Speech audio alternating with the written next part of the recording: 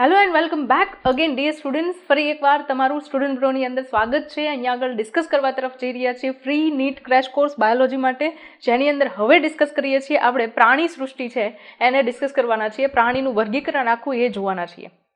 My self Hiral Kevadia તમને અહીંયા આગળ રેગ્યુલર બેઝિસ પર બાયોલોજી સબ્જેક્ટને લઈને લેક્ચર્સ અપલોડ થાય છે અને હું તમને એના અકોર્ડિંગ ગાઈડન્સ આપું છું. હવે આગળ જો ડિસ્કશનમાં જઈએ તો એની અંદર શોર્ટ ફોર્મેટની અંદર પ્રાણી સૃષ્ટિ છે એને ભણવાના છીએ અને સમજાઈ ગયું તો હશે, તમે આટલા ટાઈમથી ચેપ્ટરને જોયું હશે અને ભણ્યા હશો 11મા ધોરણમાં, અને એના પછી તમને આઈડિયા આવી ગયો હશે કે ચેપ્ટર છે ખૂબ લેન્ધી છે. બટ આપણે ધ્યાન ક્યાં રાખવાનું છે તો કે ચેપ્ટર લેન્ધી છે એના ઉપર ધ્યાન નથી આપવાનું, ચેપ્ટરના કન્ટેન્ટ ઉપર ધ્યાન આપવાનું છે કે ચેપ્ટર ક્યારે કેવી રીતે પ્રિપેર કરવું, એની અંદરથી કયા ક્વેશ્ચન્સ પૂછાઈ શકે છે, એના માટે આપણે શું કરી શકીએ એ વસ્તુ છે એને મેં અહીંયા આગળ એકદમ ડિફાઇનેડ ફોર્મેટમાં પીપીટી ફોર્મેટમાં તમારી સાથે રાખેલું છે. ઓકે, તો સ્ટાર્ટ કરીએ છીએ વિધિન 1 મિનિટ. બટ એ પહેલાં તમે જો સ્ટુડન્ટ બ્રો પર નવા છો તો ચેનલને સબસ્ક્રાઈબ કરવાનું ભૂલતા નહીં. તમને આની પીડીએફ જોઈએ છે તો એ પીડીએફ ટેલિગ્રામ ગ્રુપ અને વોટ્સએપ ગ્રુપની લિંક ડિસ્ક્રિપ્શન બોક્સમાં છે, એની અંદરથી તમને બંનેની લિંક મળી જશે. ઓકે, તો વધારે ડિસ્કશનમાં ટાઈમ નહીં લઈએ, આગળ સ્ટાર્ટ કરીએ. પ્રાણી સૃષ્ટિ એના ડિસ્કશનની શરૂઆત કરીએ આપણે અહીંયાથી. પ્રાણી સૃષ્ટિ જે છે એની અંદર પહેલાં તો હું તમને સજેસ્ટ કરીશ કે તમે જો આગળ કોઈ રીડિંગ જ નથી કરેલું ને આ તમને નામ નથી યાદ તો પહેલાં નામ યાદ રાખી લો. અને એમ પણ ડેવલપમેન્ટના આધારે એટલે કે વિકાસ કેટલો કોની અંદર છે, કોની અંદર જટિલતા કેટલી છે, એના ક્રમ પર મેં નીચેથી લઈને ઉપર સુધી જેટલા પણ સમુદાય આપણે ભણવાના છે એ બધા જ સમુદાય છે એને ગોઠવી દીધા છે, જેની અંદર તમને સછિદ્ર, કોષ્ઠાંતરી, કંકતધરા, પૃથુકૃમિ, સૂત્રકૃમિ, નુપુરક, સંધિપાદ, મૃદુકાય, શૂળત્વચી, સામી મેરુદંડી અને મેરુદંડી. પહેલા તમને આ સિક્વન્સ યાદ હોવી જોઈએ. જો આ સિક્વન્સ યાદ હશે ને તો ઓટોમેટિકલી અડધા ચેપ્ટરની અંદરનું કન્ટેન્ટ છે એ તમને એમને યાદ રહી જવાનું છે. ઓકે, તો પહેલા તો સિક્વન્સ યાદ રાખવા. ઓકે, એના પછી તમે જુઓ તો પ્રાણી સૃષ્ટિને વર્ગીકૃત કરવી હોય તો પ્રાણી સૃષ્ટિ માટેના કેટલાક પાયાના ઘટકો છે એનો કોન્સેપ્ટ આપણને ક્લિયર હોવો જોઈએ. અને એ કોન્સેપ્ટના બેઝિસ પર તમે જુઓ તો અહીંયા આગળ પ્રાણી સૃષ્ટિની અંદર પહેલું આપ્યું છે તમને આયોજનના સ્તરો. બરાબર, મતલબ કે દરેક સજીવ છે એની અંદર કંઈક ચોક્કસ પ્રકારનું આયોજન સ્તર હોય છે. આયોજન સ્તર કોને કહેવાય તો કે કોઈ સજીવ છે એની અંદર તમે જોશો તો કોષ ધરાવે છે, તો એ એક કોષીય સજીવો છે એ આપણે જોઈ ગયા મોનેરા સૃષ્ટિ અને પ્રોટિસ્ટા સૃષ્ટિમાં. સુકોષ કેન્દ્રીય કોષ છે અને પ્રાણી છે કોષ દિવાલ વિહીન છે તો એને આપણે પ્રોટિસ્ટા સૃષ્ટિની અંદર પ્રોટોઝોઆ તરીકે ભણી ગયા, રાઈટ. પછી તો કે એના પછીનું એડવાન્સ લેવલનું એક જોઈએ તો એડવાન્સ લેવલનું છે કોષો ભેગા મળે છે પણ નિશ્ચિત રીતે પેશીય આયોજન જોવા મળતું નથી. અને અહીંયા આગળ તમે જોશો કે એવી શિથિલ કોષીય સંરચના સ્વરૂપે એક સમુદાય જેને આપણે સછિદ્ર સમુદાય કહીએ છીએ એ હોય છે. એના પછી પેશી સ્તરીય આયોજન મતલબ કે કોષો ભેગા થઈને પેશીની સંરચના કરે છે. નિશ્ચિત કાર્ય કરવા માટે ચોક્કસ પેશીયુક્ત સંરચના અહીંયા આગળ તમને ઓબ્ઝર્વ થાય છે. ઓકે, અને એના પછી અંગ સ્તરીય આયોજન તો જેની અંદર ચોક્કસ પ્રકારે તમને અંગ દેખાય. ઉત્સર્જન માટે અલગ અંગ છે, સંવેદના અંગ અલગ છે, અભિશોષણ માટે અલગ અંગ છે, પાચન માટે અલગ અંગ છે. તો આ રીતે સંરચના જો હોય તો એને તમે અંગ સ્તરીય આયોજન કહેશો. અને લાસ્ટલી છે અંગ તંત્ર સ્તરીય આયોજન કે જેની અંદર તમને ચોક્કસ પ્રકારે નિશ્ચિત અલગ અલગ અંગો ભેગા થઈને આખું તંત્ર બનાવતા જોવા મળશે. ફોર એક્ઝામ્પલ પાચન તંત્ર, રુધિરાભિસરણ તંત્ર, ચેતાતંત્ર, ઉત્સર્જન તંત્ર, કંકાલ તંત્ર, જે આપણી અંદર સિસ્ટમ્સ આપણે બધી ભણીએ છીએ એ શું છે તો કે તંત્ર છે. ક્લિયર છે આટલું, રાઈટ. હવે સાથે સાથે થોડું અંદરની બાજુએ ડિટેલ ડિસ્કશન કરતા જઈએ એટલે તમને આઈડિયા આવી જશે. કોષ સ્તરીય આયોજન છે તો એની અંદર તમે શું ઓબ્ઝર્વ કરશો તો કે કોષ સ્તરીય આયોજનની અંદર કોષો આ રીતે ગોઠવાયેલા હશે ખાલી, બરાબર, જેમાં કોષો ભેગા મળીને કાર્ય કરતા નથી. એક કોષ છે તો એનું કાર્ય એક સિંગલ કોષ કરશે. ફોર એક્ઝામ્પલ આ કોષ છે એને ખોરાકની જરૂરિયાત છે તો એ ખોરાક છે એનો પોતાનો લઈ લેશે, એનું પાચન કરી નાખશે, અપાચિત ઘટકો છે એમને કોષની બહાર ફેંકી દેશે. જો એને શ્વસન માટે વાયુ જોઈએ છે તો સપાટીય વિસ્તાર પરથી O2 લઈ લેશે અને CO2 જે છે એનું ઉત્સર્જન કરી દેશે, રાઈટ. આ રીતની કન્ડિશન તમને એક જ કોષ વડે કાર્ય થતું હોય એવું જોવા મળશે તો એને તમે શું કહેશો કોષ સ્તરીય આયોજન. અને આવું કયા સમુદાયના પ્રાણીઓની અંદર જોવા મળે છે તો કે આવું આપણને મળે છે સછિદ્ર સમુદાયના પ્રાણીની અંદર. એક્ઝામ્પલ આવશે અહીંયા આગળ સછિદ્ર સમુદાયના પ્રાણી. પેશી સ્તરીય આયોજન છે તો એની અંદર તમને આઈડિયા છે કે અહીંયા આગળ નિશ્ચિત પ્રકારે કોષો ભેગા થઈને નિશ્ચિત કાર્ય કરતા અને સંરચનામાં સમાન હોય એવી સંરચના ભેગી કરે તો એને આપણે પેશી તરીકે ઓળખીએ છીએ. તો પેશી કોને કહેવાય તો કે સમાન સંરચના અને કાર્ય ધરાવતા કોષોનો સમૂહ તો એને આપણે શું કહીએ છીએ? તો કોઈ કોષોનો સમૂહ જે છે એને પેશી તરીકે ઓળખીએ છીએ. આવા પ્રકારનું આયોજન ધરાવતા સજીવોને પેશી સ્તરીય આયોજન ધરાવતા સજીવો કહીએ છીએ આપણે. બરાબર.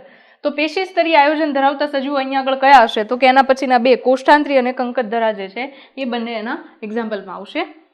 એક્ઝામ્પલ તરીકે આવશે કોષ્ઠાંત્રી અને કંકતધરા. રાઈટ. એના પછી તમે જુઓ તો નિશ્ચિત પ્રકારની પેશી જોડાઈને શું બનાવશે? અંગ. નિશ્ચિત પ્રકારની પેશી અંગનું નિર્માણ કરે છે.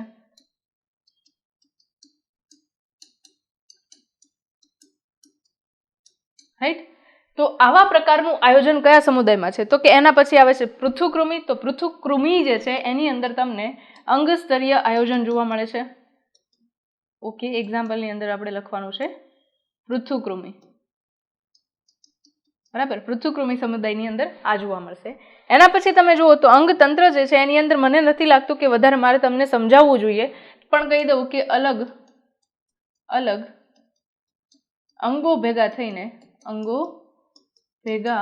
થઈને શું બનાવે? તો કે અંગો ભેગા થઈને અંગતંત્ર બનાવે. અને આવા અંગતંત્ર તરીકે એક્ઝામ્પલ તમને ખબર છે પાચન તંત્ર, ચેતાતંત્ર, રુધિરાભિસરણ તંત્ર વગેરે લઈ શકાય છે. બરાબર. અને આવું કોની અંદર જોવા મળે છે? તો કે આવું તમે જોશો સૂત્રકૃમિથી લઈને છેક મેરુદંડી સમુદાય સુધીના પ્રાણીઓ છે એમની અંદર તમે આ વસ્તુ ઓબ્ઝર્વ કરવાના છો. તો એક્ઝામ્પલની અંદર અહીંયા શું લખશું? તો કે સૂત્રકૃમિથી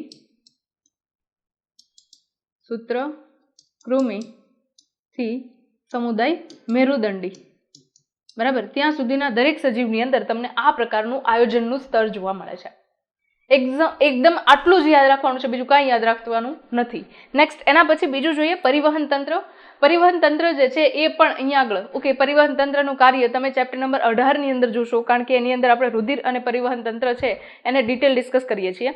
ચેપ્ટર નંબર 18 ની અંદર રુધિરનું સંપૂર્ણ કાર્ય જોવો છો, જેના કારણે પરિવહન તંત્ર તમને આખું ક્લિયર થઈ જશે. એટલે વધારે પરિવહન તંત્રમાં ડિસ્કશન નહીં કરીએ, ખુલ્લું અને બંધ કોને કહેવાય એ જ કહેશું આપણે. બરાબર. સપોઝ કે અહીંયા આગળ આ કોષો આવેલા છે. બરાબર. અને અહીંયા આગળ આપણે કહીએ છીએ નલિકાઓ. તો આ નલિકાઓ છે એ સીધી કોષો કે પેશીનો જથ્થો છે અથવા તો જે ગુહા છે એની અંદર રુધિરનો ત્યાગ કરે છે. મતલબ કે તમે જે અંગો જુઓ છો એ રુધિરમાં તરબોળ હોય છે, એવું એનસીઈઆરટીમાં એક ચોક્કસ લાઈન આપી છે. અંગો રુધિરમાં તરબોળ હોય છે. મતલબ કે રુધિર છે એ સીધું કોષના કોન્ટેક્ટની અંદર આવી જાય છે. અને તમે શું કહેશો? ખુલ્લા પ્રકારનું પરિવહન તંત્ર. ધમની અને શિરા હશે, હૃદય હશે, પણ ધમની એક બાજુએથી શુદ્ધ રુધિર આપશે, શિરા એક બાજુએથી અશુદ્ધ રુધિર લઈ લેશે. બટ તમે એવું જોશો કે બંને રુધિર ક્યાં પડેલું છે? તો કે વચ્ચેની બાજુએ જે ગુહા છે એની અંદર રુધિર પડેલું છે. ક્લિયર છે? એ જ રીતે બંધ પરિવહન તંત્ર તમે ઓબ્ઝર્વ કરો તો કે સપોઝ આપણે અહીંયા આગળ આપણે હાર્ટ દર્શાવીએ છીએ.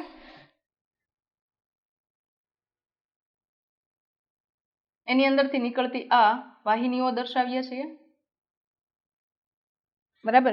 એક તરફથી શુદ્ધ રુધિર અને એક તરફથી અશુદ્ધ રુધિરને આપણે ઇન્ડિકેટ કરીએ. રાઈટ.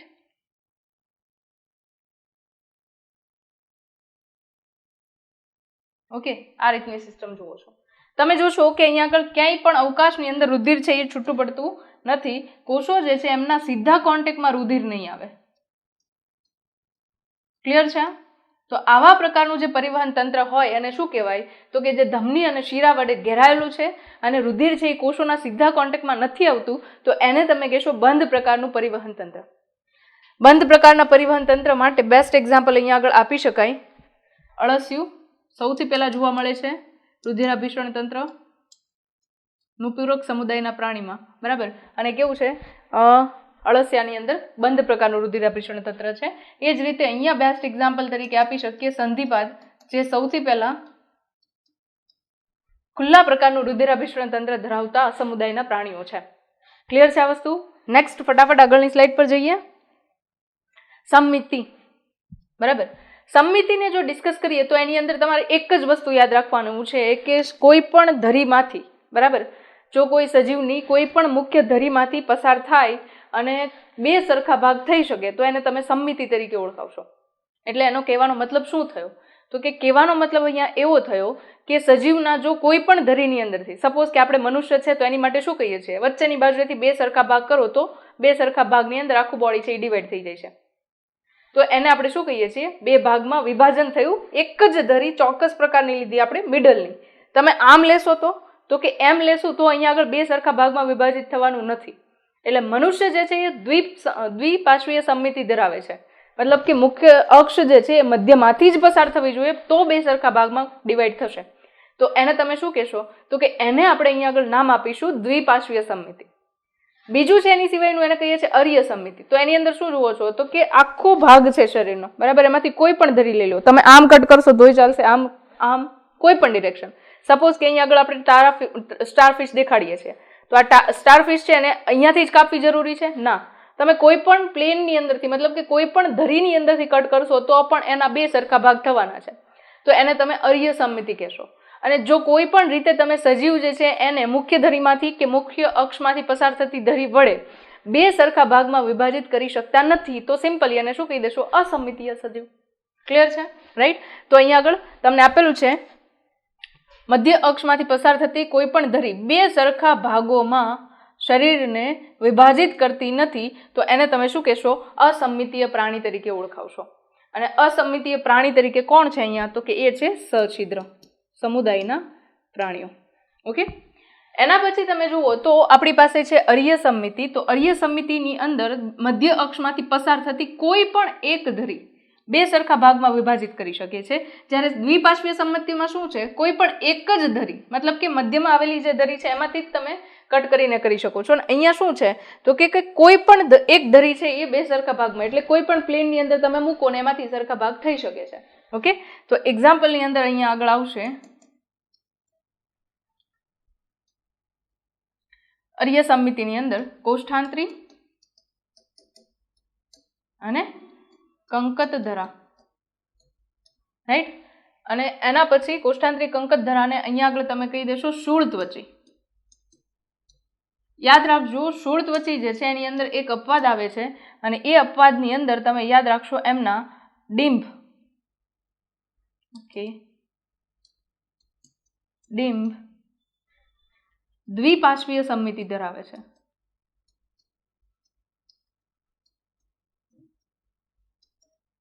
આ ખાસ યાદ રાખો, બરાબર? અને એના પછી આગળ વાત કરીએ સમદ્વિપાર્શ્વીય સમમિતિ. તો સમદ્વિપાર્શ્વીય સમમિતિ છે એની અંદર એક્ઝામ્પલમાં યાદ રાખશો તમે. ઓકે, એની અંદર એક્ઝામ્પલની અંદર તમે યાદ રાખશો એ હશે સૂત્રકૃમિથી, પછી લઈ લો તમે મૃદુકાય, મેરુદંડી સમુદાય આખો, બરાબર?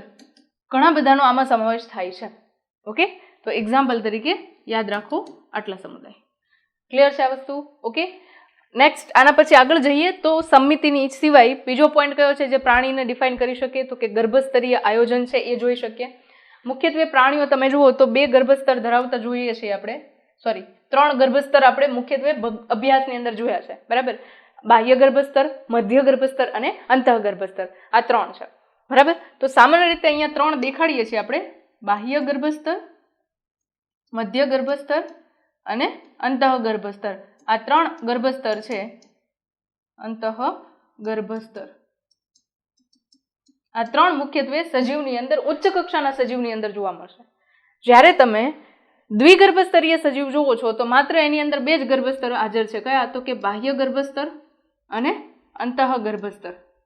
અંતઃગર્ભસ્તર, આ 2 જ પ્રકારના એમની અંદર ગર્ભસ્તર હાજર છે. ઓકે, એક્ઝામ્પલ્સ અહીંયા આગળ કયા આવશે, તો કે એક્ઝામ્પલ્સ માટે વાત કરીએ તો અહીંયા આગળ તમને દ્વિગર્ભસ્તરીય પ્રાણીની અંદર જો સછિદ્ર નહીં આવે, કોષ્ઠાંત્રી અને કંકતધરા છે એ દ્વિગર્ભસ્તરીયમાં આવશે, કોષ્ઠાંત્રી અને કંકતધરા, બરાબર? અહીંયા જે 2 સજીવ તમે આ કોષ્ઠાંત્રી સમુદાય અને કંકતધરા સમુદાયને જુઓ છો, બરાબર? એ બંનેની અંદર તમને અંતઃગર્ભસ્તર અને મધ્ય ગર્ભસ્તરની વચ્ચે અહીંયા આગળ અવિભેદિત કોષોનું એક આવરણ જોવા મળે છે. શું છે આ? અવિભેદિત કોષોનું આવરણ. આ અવિભેદિત કોષોનું જે આવરણ જે છે એને તમે નામ આપો છો મધ્યશ્લેષ. મધ્યશ્લેષ ખાસ યાદ રાખવા. બરાબર. કોની અંદર હોય છે? તો કે કોષ્ઠાંતરી સમુદાયના પ્રાણીઓની અંદર અને કંકતધરાની અંદર અવિભેદિત કોષોનું આવરણ અંતઃગર્ભસ્તર અને બાહ્ય ગર્ભસ્તરની વચ્ચે હોય છે, જેને મધ્યશ્લેષ તરીકે ઓળખવામાં આવે છે. અને જ્યારે તમે ત્રિગર્ભસ્તરીય પ્રાણી તરીકે જુઓ છો તો ત્યાં આગળ તમે લઈ લેશો અહીંયા આગળ પૃથુકૃમિથી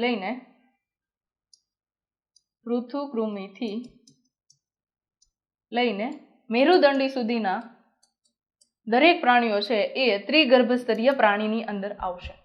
ક્લિયર છે આ? ઓકે. નેક્સ્ટ ફટાફટ આગળ જઈએ. દેહકોષ્ઠના આધારે પહેલા તો એ સમજવાનું કે દેહકોષ્ઠ કહેવાય કોને. બરાબર. તો દેહકોષ્ઠ સમજવા માટે સપોઝ કે આપણે કોઈ આ હ્યુમન બિંગ છે એનો ધડ પ્રદેશ છે એને દર્શાવીએ છીએ. બરાબર. તો ધડ પ્રદેશ છે એમાં એની શરીર દિવાલ હશે અને વચ્ચેની બાજુએ શું હશે? તો કે એનો પાચન માર્ગ હશે જેમાંથી ખોરાક પસાર થતો હશે. એટલું આ દર્શાવીએ આપણે. બરાબર. તમે જુઓ છો કે પાચન માર્ગ અને આ શરીર દિવાલ આ બંનેની વચ્ચે તમને અહીંયા આગળ જગ્યા જોવા મળે છે. બરાબર. શું જોવા મળે છે? પાચન માર્ગ અને શરીર દિવાલ આ બંનેની વચ્ચે તમને જે જગ્યા જોવા મળે છે એ જગ્યાને દેહકોષ્ઠ કહેવાય છે. શું કહેવાય છે આને? તો કે એને કહેવાય છે દેહકોષ્ઠ. બરાબર. અને આ દેહકોષ્ઠ છે એનું સ્પેસિફિકેશન છે કે મધ્ય ગર્ભસ્તર વડે એ આવૃત હોવું જોઈએ. કઈ બાજુએ? તો કે શરીર દિવાલ છે એની બાજુ પણ એક આવરણ હોવું જોઈએ અને પાચન માર્ગની જે દિવાલ છે એની બાજુએ પણ એક આવરણ હોવું જોઈએ. તો આ રીતે જો આવરણ હોય તો એને તમે સાચો દેહકોષ્ઠ કહેશો. હવે અહીંયા આગળ આ જે તમને દેખાડેલા છે એ ત્રણે ત્રણ શું છે? તો કે ગર્ભીય અવસ્થા હોય એના તબક્કાઓ દેખાડ્યા છે તમને. એટલે ગર્ભીય અવસ્થા દરમિયાન તો તમને પ્રાથમિક પ્રકારનું આયોજન જ દેખાશે, આવું શરીર તો નહીં દેખાય. રાઈટ. તો ગર્ભીય અવસ્થા દરમિયાન આપણને ત્રણ સ્તર જોવા મળે. કયું કયું? તો કે એક કહીએ છીએ બાહ્ય ગર્ભસ્તર. બરાબર. આ છે એ મધ્ય ગર્ભસ્તર છે અને આ જે છે એ અંતઃગર્ભસ્તર છે. રાઈટ. એ જ રીતે અહીંયા પણ આ અંતઃગર્ભસ્તર છે, આ મધ્ય ગર્ભસ્તર છે અને આ બાહ્ય ગર્ભસ્તર છે. આ રીતે તમને દેખાડેલું છે. હવે સમજો બરાબર. તમે જુઓ છો કે અંતઃગર્ભસ્તર છે એની ફરતે પણ અહીંયા આગળ આવરણ છે એ કોનું છે? તો કે મધ્ય ગર્ભસ્તરનું છે. અને બાહ્ય ગર્ભસ્તર છે એટલે કે શરીર દિવાલ છે એની અંદરની તરફ પણ શેનું આવરણ છે? મધ્ય ગર્ભસ્તરનું આવરણ છે. અને એની વચ્ચે તમને આ એક જગ્યા જોવા મળે છે. તો એ જગ્યા છે એને તમે દેહકોષ્ઠ તરીકે ઓળખશો. અને આ દેહકોષ્ઠની જે ખાલી જગ્યા દેખાય છે એ ખાલી નહીં હોય, એની અંદર બાકીના બીજા અંગો પણ હશે. ફોર એક્ઝામ્પલ યકૃત છે, સ્વાદુપિંડ છે.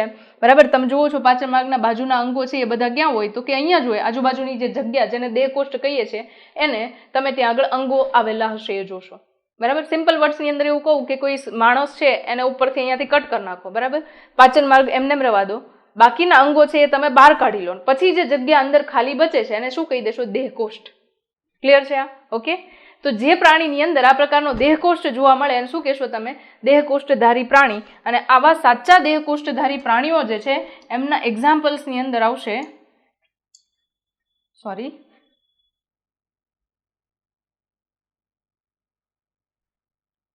એમના એક્ઝામ્પલ્સની અંદર આવશે અહીંયા કોણ? તો કે એક્ઝામ્પલ્સની અંદર આવશે નુપુરકથી મેરુદંડી સમુદાય સુધીના પ્રાણીઓ. બરાબર. બીજું તમને આપ્યું છે કુટદેહ કોષ્ઠધારી સજીવો. હવે કુટદેહ કોષ્ઠધારી સજીવો કોને કહેવાય? તો કે એવા સજીવો કે જેમની અંદર આવી દેહકોષ્ઠ તો આવેલી છે. બરાબર. ખાલી જગ્યા તો છે પણ એ જગ્યા પૂરેપૂરી મધ્ય ગર્ભસ્તર વડે આવૃત નથી. મધ્ય ગર્ભસ્તર છે એ છૂટા છૂટા પાઉચના ફોર્મેટની અંદર હાજર છે. તો આવા પ્રકારની જે સંરચના હોય એને તમે શું કહેશો? કુટ દેહકોષ્ઠ. મતલબ દેહકોષ્ઠ સાચો ના કહેવાય, અને આપણને દેહકોષ્ઠ છે એવો આભાસ થાય છે. એટલે આ જે છે એને શું કહેશો તમે? કુટ દેહકોષ્ઠ. અને અહીંયા કુટ દેહકોષ્ઠધારી પ્રાણી તરીકે એક જ છે સૂત્રકૃમિ સમુદાય. રાઈટ. ક્લિયર છે? લાસ્ટલી અદેહકોષ્ઠધારી. 3 ગર્ભસ્તર છે. શું ગર્ભસ્તર 3 હોવા જરૂરી છે? 3 ગર્ભસ્તર છે અને એની અંદર તમને ક્યાંય પણ આવું પોલાણ જોવા મળતું નથી. તો એના કારણે એમને શું કહી દઈએ છીએ આપણે? અદેહકોષ્ઠધારી પ્રાણીઓ. અને આનું એક્ઝામ્પલ આવશે પૃથુકૃમિ. જો તમે ઓબ્ઝર્વ કરતા હો તો લાઇનમાં જ આવે છે. ડેવલપમેન્ટનું સ્ટેજ જુઓ તો અધ્ય કોષ્ઠજારી છે એ એકદમ પ્રિમિટિવ કહેવાય, તો એ કેવું થયું? પૃથુકૃમિ થયું. એના પછી થોડું એડવાન્સ જાવ એટલે સૂત્રકૃમિ થયું. એનાથી થોડું એડવાન્સ જાવ એટલે નુપુરકથી મેરુદંડી થઈ ગયું. ક્લિયર છે આ? એટલે આ બધી વસ્તુ છે એને આ ફોર્મેટમાં યાદ રાખો એટલે તમને ઓટોમેટિક યાદ રહી જશે, પ્રોબ્લેમ ઓછો થશે. નેક્સ્ટ એના પછી આગળ જઈએ. ખંડતા. સમખંડીય ખંડતા મતલબ કે દરેક ખંડની અંદર તમને સમાનતા જોવા મળે છે, અને એ તમે બહારથી જુઓ તો પણ ભલે અને અંદરથી જુઓ તો પણ ભલે. એક્ઝામ્પલની અંદર આવશે અળસિયું. બરાબર? ખાસ કરીને નુપુરક સમુદાય. ક્લિયર છે આ? બાહ્ય ખંડતા કોની અંદર જોવા મળે? તો કે માત્ર સંધિપાદ. ઓકે, એનસીઆરટી ની અંદર તમને ખાલી સમખંડતા એક જ વસ્તુ આપેલી છે. બરાબર? બાકીની સંરચના તમને એનસીઆરટીમાં નથી આપેલી, બટ બાય ચાન્સ તમને ક્વેશ્ચનમાં પૂછી શકાય કે બાહ્ય ખંડીયતા છે એ તમને કોની અંદર જોવા મળે? તો કે સંધિપાદમાં જોવા મળે. બરાબર? અને આંતરિક ખંડતા કોની અંદર જોવા મળે? તો કે આંતરિક ખંડતા છે એ મેરુદંડીની અંદર જોવા મળે છે. કોની અંદર જોવા મળશે? મેરુદંડીની અંદર આંતરિક ખંડતા જોવા મળે છે. ક્લિયર છે? ઓકે, હવે એક વસ્તુ ખાસ કહું, બાહ્ય ખંડતા તમે જુઓ તો સંધિપાદની અંદર તમે ઓબ્ઝર્વ કરો તો એને અહીંયા આગળ ઉદર પ્રદેશની અંદર આ રીતે ખંડમાં આપણે વંદાને દર્શાવીએ છીએ. બરાબર? તો એ બહારથી ખંડ છે. હવે આંતરિક ખંડતા અને બાહ્ય ખંડતા બંને હોય તો એને સમખંડતા કેવી રીતે કહેવાય? તો કે અહીંયા આગળ જે વસ્તુ હશે એ બધી સેમ ટુ સેમ દરેક ખંડની અંદર રિપીટ થતી હશે આંતરિક અંગોની બાબતમાં. ફોર એક્ઝામ્પલ, ઉત્સર્ગિકા છે એને કહી શકાય. તમે જોશો કે નુપુરક સમુદાયના પ્રાણીઓ છે એમની અંદર ઉત્સર્ગિકા છે વારંવાર રિપીટેડ યુનિટના ફોર્મેટની અંદર હોય છે, જે દરેક ખંડમાં રિપીટ થાય છે, એટલે જ એમને શું કહીએ છીએ? સમખંડતા ધરાવતા પ્રાણીઓ, સમખંડીય સજીવો. ક્લિયર છે આ વસ્તુ? ઓકે, તો અહીંયા આગળ ખંડતા છે એ કમ્પ્લીટ થયું. એક્ઝામ્પલ્સ ખાસ આના યાદ રાખવાના છે. એક્ઝામ્પલ્સ છે એ એક્ઝામમાં પૂછાતા હોય છે. ઓકે, એના પછી તમે જુઓ તો મેરુદંડ છે એ એક પોઈન્ટ તરીકે તમને આપેલું છે, જે આપણે સામી મેરુદંડી સમુદાય પૂરો કરીએ ને એના પછી એનસીઆરટીમાં આપેલું છે, પણ હું તમને અહીંયા જ એક્સપ્લેન કરી દઉં છું. બરાબર? તો અહીંયા આગળ તમને જે સજીવમાં મેરુદંડ હાજર છે એમને આપણે મેરુદંડી કીધા, જેમાં મેરુદંડ ગેરહાજર છે એમને અમેરુદંડી કહીએ છીએ. બરાબર? તો લખી દઉં છું, મેરુદંડ ગેરહાજર તો એવા સજીવો અમેરુદંડી કહેવાશે. અને આના એક્ઝામ્પલની અંદર કોણ આવશે? તો કે સછિદ્રથી લઈને સછિદ્રથી સામી મેરુદંડી સુધીના. બરાબર? આ સભ્યો જે છે એ અમેરુદંડી સમુદાયના પ્રાણીઓમાં આવે છે. ઓકે, નેક્સ્ટ, મેરુદંડી કોને કહીએ છીએ? તો કે જીવનના કોઈ એક તબક્કા દરમિયાન શરીરની અંદર જો મેરુદંડ હાજર હોય તો એમને મેરુદંડી કહેવામાં આવે છે. કેમ એવું કીધું જીવનના કોઈ એક તબક્કા દરમિયાન? તો કે સ્પેશિયલી આપણે કહીએ આપણા કેસની અંદર, હ્યુમનના કેસની અંદર કહીએ તો આપણી અંદર અત્યારે મેરુદંડ હાજર છે? નહીં. આપણી અંદર જે મેરુદંડ હતો એ ગર્ભીય અવસ્થા દરમિયાન હતો, જે રિપ્લેસ થઈ ગયો, રૂપાંતરિત થઈ ગયો. રિપ્લેસને શું કહેશું આપણે? બદલાઈ ગયો. કોના વડે? તો કે કરોડ સ્તંભ વડે. આપણી અંદર મેરુદંડ જે છે એ કરોડ સ્તંભ વડે બદલાઈ ચૂક્યો છે.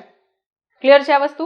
ઓકે, તો અહીંયા આગળ તમે જોશો કે અમુક પ્રાણીઓ છે એવા છે કે જેમના આખા જીવન તબક્કા દરમિયાન એમની અંદર મેરુદંડ હોય છે. ફોર એક્ઝામ્પલ, શીર્ષ મેરુદંડી. બરાબર? કોઈક એવા પ્રાણીઓ છે જેમના જીવનના કોઈ એક તબક્કા દરમિયાન મેરુદંડ હોય છે. ફોર એક્ઝામ્પલ, તમે કાસ્તી મત્સ્યથી લઈ લો, અસ્થિ મત્સ્ય લઈ લો, મનુષ્ય લઈ લો, અથવા તો સસ્તન પ્રાણીઓ લઈ લો, તો એમની અંદર ગર્ભીય અવસ્થા દરમિયાન મેરુદંડ હતો. પછીથી શું થયું? તો કે મેરુદંડ જે છે એ અલગ પ્રકારના પેશી વડે રિપ્લેસ કરવામાં આવે છે, બદલાવવામાં આવે છે, અને એના કારણે ત્યાં આગળ હવે મેરુદંડના બદલે કરોડ સ્તંભ છે એનો વિકાસ થાય છે. હવે પ્રશ્ન એમ થાય કે મેરુદંડ શું છે? તો કે મેરુદંડ જે છે એ ચેતાપેશીને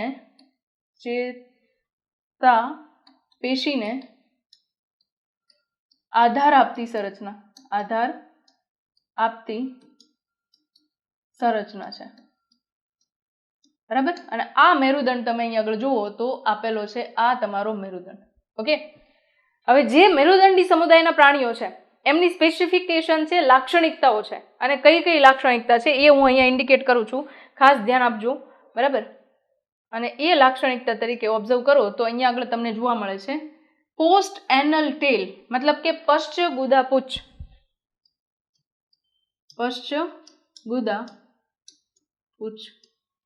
એટલે એનો મતલબ શું થાય? તો કે આ મળમાર્ગ છે એનો મળમાર્ગ. આ મળમાર્ગની પછી જે પૂંછડી જોવા મળે એને પશ્ચ ગુદા પૂંછ કહેવાય. તો તમે મેરુદંડી સમુદાયના પ્રાણીની અંદર હંમેશા ઓબ્ઝર્વ કરશો કે પૂંછડી જે છે એની પહેલા મળદ્વાર હોય છે, એટલે કે મળદ્વારની પછી પૂંછડી હંમેશા આવેલી હોય છે. બીજું તમે ઓબ્ઝર્વ કરશો એની અંદર જોડમાં ઝાલરફાટ હોય છે, જોડમાં ઝાલરફાટ હોય છે. હવે ઘણાને પ્રશ્ન થાય કે આપણી અંદર ક્યાં ઝાલરફાટ છે, પણ આપણે અત્યારે ઝાલરફાટ નથી ધરાવતા, પણ જ્યારે માતાના ગર્ભાશયની અંદર આપણો વિકાસ થઈ રહ્યો હોય ત્યારે આપણા કોઈ એક તબક્કા દરમિયાન ઝાલરફાટની હાજરી થોડા સમયગાળા માટે જોવા મળે છે, જે પાછળથી પેક થઈને આખી કંઠનળી એમને નોર્મલ બનાવી દેશે. ઓકે, એના પછી તમે જુઓ તો મેરુદંડ તો કહી દીધો. આ જે છે એક સંરચના, એને તમે નામ આપો છો ચેતારજ્જુ. ચેતારજ્જુ, ચેતારજ્જુ છે એ ભવિષ્યમાં આખું ડેવલપ કરશે, એ ચેતાતંત્ર હશે. અને ખાસ કરીને મેરુદંડને યાદ રાખો કે ચેતાપેશી છે એના રક્ષણ માટે કે એને આધાર આપવા માટે આવેલી સ્પેશિયલ ટાઈપની ચેતાપેશીને આધાર આપતી પેશી એ થઈ ગઈ મેરુદંડ. ક્લિયર છે આ વસ્તુ? રાઈટ. જે સજીવમાં મેરુદંડ હાજર છે એમને શું કહી દેશો? મેરુદંડી કહી દેશો. ઓકે, આઈ થિંક આની અંદર મેઇન પોઈન્ટ્સ આવી ગયા, લગભગ કંઈ બાકી રહેતું નથી. અહીંયા આગળ આ જે છે એનો મુખદ્વાર છે, બરાબર. અને આખી જે સંરચના થઈ એ એક પ્રકારે મેરુદંડી સમુદાયના પ્રાણીના એમ્બ્રિયો એટલે કે ગર્ભ જે છે એની એક આખી સંરચના તમને દેખાડેલી છે. એટલે આપણો જે મેરુદંડી સમુદાયનો ગર્ભ છે એ દરેક મેરુદંડી સમુદાયનો ગર્ભ આ તબક્કામાંથી એક વખત પસાર થાય છે. એટલે આપણે બધા શેમાં આવીએ છીએ? મેરુદંડી સમુદાયની અંદર આવીએ છીએ. ક્લિયર છે? ઓકે, અહીંયા આગળ આઈ થિંક પ્રાથમિક ખ્યાલ છે પૂરો થયો, બરાબર. હવે આગળ આપણે વાત કરવાની છે, સીધા સમુદાય ઉપર જઈએ છીએ. સ્પીડ થોડીક રહેશે, કાન ખુલ્લા રાખજો, સાંભળવાનું રાખજો, હું શું કહું છું એને સમજવાનું રાખજો. તમારા એક્ઝામની અંદર જે માર્ક્સ આવવાના છે એ આ ચેપ્ટર્સના અકોર્ડિંગ એકદમ ક્લિયર આવવાના છે. કારણ કે આ લેક્ચર કોઈ એવા લેક્ચર નથી કે જેની અંદર તમે સાંભળી લીધો અને ટાઈમ વેસ્ટ થઈ ગયો. આ લેક્ચર્સ એવા છે કે જેની અંદર સ્પેસિફિક ફોર્મેટમાં ક્વેશ્ચન પૂછાય તો એ 110% તમારો આ લેક્ચર અટેન્ડ કર્યા પછી સોલ્વ થવાનો છે. બસ શરત એટલી છે કે લેક્ચર જોવા આવો એ પહેલાં એનસીઆરટી રીડ કરીને આવો, પછી એકવાર લેક્ચર જોઈ લો અને લેક્ચર છે એને થરોલી જોયા પછી એનસીઆરટીને એકવાર ફરીવાર રીડ કરી લો. તમારું એકદમ ધમાકેદાર ચેપ્ટર રેડી થઈ જશે અને કોઈ પ્રકારના ડાઉટ વગર પ્રિપેર થયેલું હશે. ઓકે, તો આ વસ્તુ છે એને ફોલો કરવાની ટ્રાય કરો. બાકી આમનામ કોઈ પણ પોઝિશનમાં સૂતા વિડીયો જોઈએ અને એમાં આપણને નીંદર આવી જાય પછી આપણે એવું કહીએ કે મેં તો ટાઈમ બગાડ્યો, તો એ વસ્તુ વ્યાજબી નથી, બરાબર. તો રીડિંગ કરવાની પણ એક પ્રોપર મેથડ હોય છે. ટેબલ લ્યો, ચેર લ્યો, જમીન ઉપર બેસો, બેઠા બેઠા રીડિંગ કરો, વાંચો, વિડીયો લેક્ચર જુઓ, નોટ્સ પ્રિપેર કરો અને પ્રિપરેશન કરતા જાઓ. તમારી નીટ નહીં પણ લાઈફની કોઈ પણ એક્ઝામ હશે એ પ્રિપેર થઈ જશે. ઓકે, એટલે ટાઈમ નહીં બગાડવાનો, પણ એને વાંચવા માટેની પ્રોપર ફોર્મેટ રેડી કરવાનું, પ્રોપર વેની અંદર રીડિંગ કરવાનું, જેનાથી આપણે જે ઈચ્છીએ છીએ એ ગોલ આપણને મળી શકે. ઓકે, તો ફટાફટ સ્ટાર્ટ કરીએ છીએ આપણે અહીંયા આગળ સછિદ્ર સમુદાયના પ્રાણીઓ છે એમને. તો પહેલો સમુદાય આપણે જે જોઈએ છે એ છે સછિદ્ર સમુદાય. હવે અહીંયા આગળ તમે જો એક વસ્તુ ઓબ્ઝર્વ કરતા હોય તો નામ જ આપણે આપ્યું છે સછિદ્ર, મતલબ કે જે સમુદાયના પ્રાણીની અંદર છિદ્ર આવેલા છે એવા સજીવોને શું કહીએ છીએ? સછિદ્ર સમુદાયના પ્રાણીઓ, બરાબર. પોરીફેરા.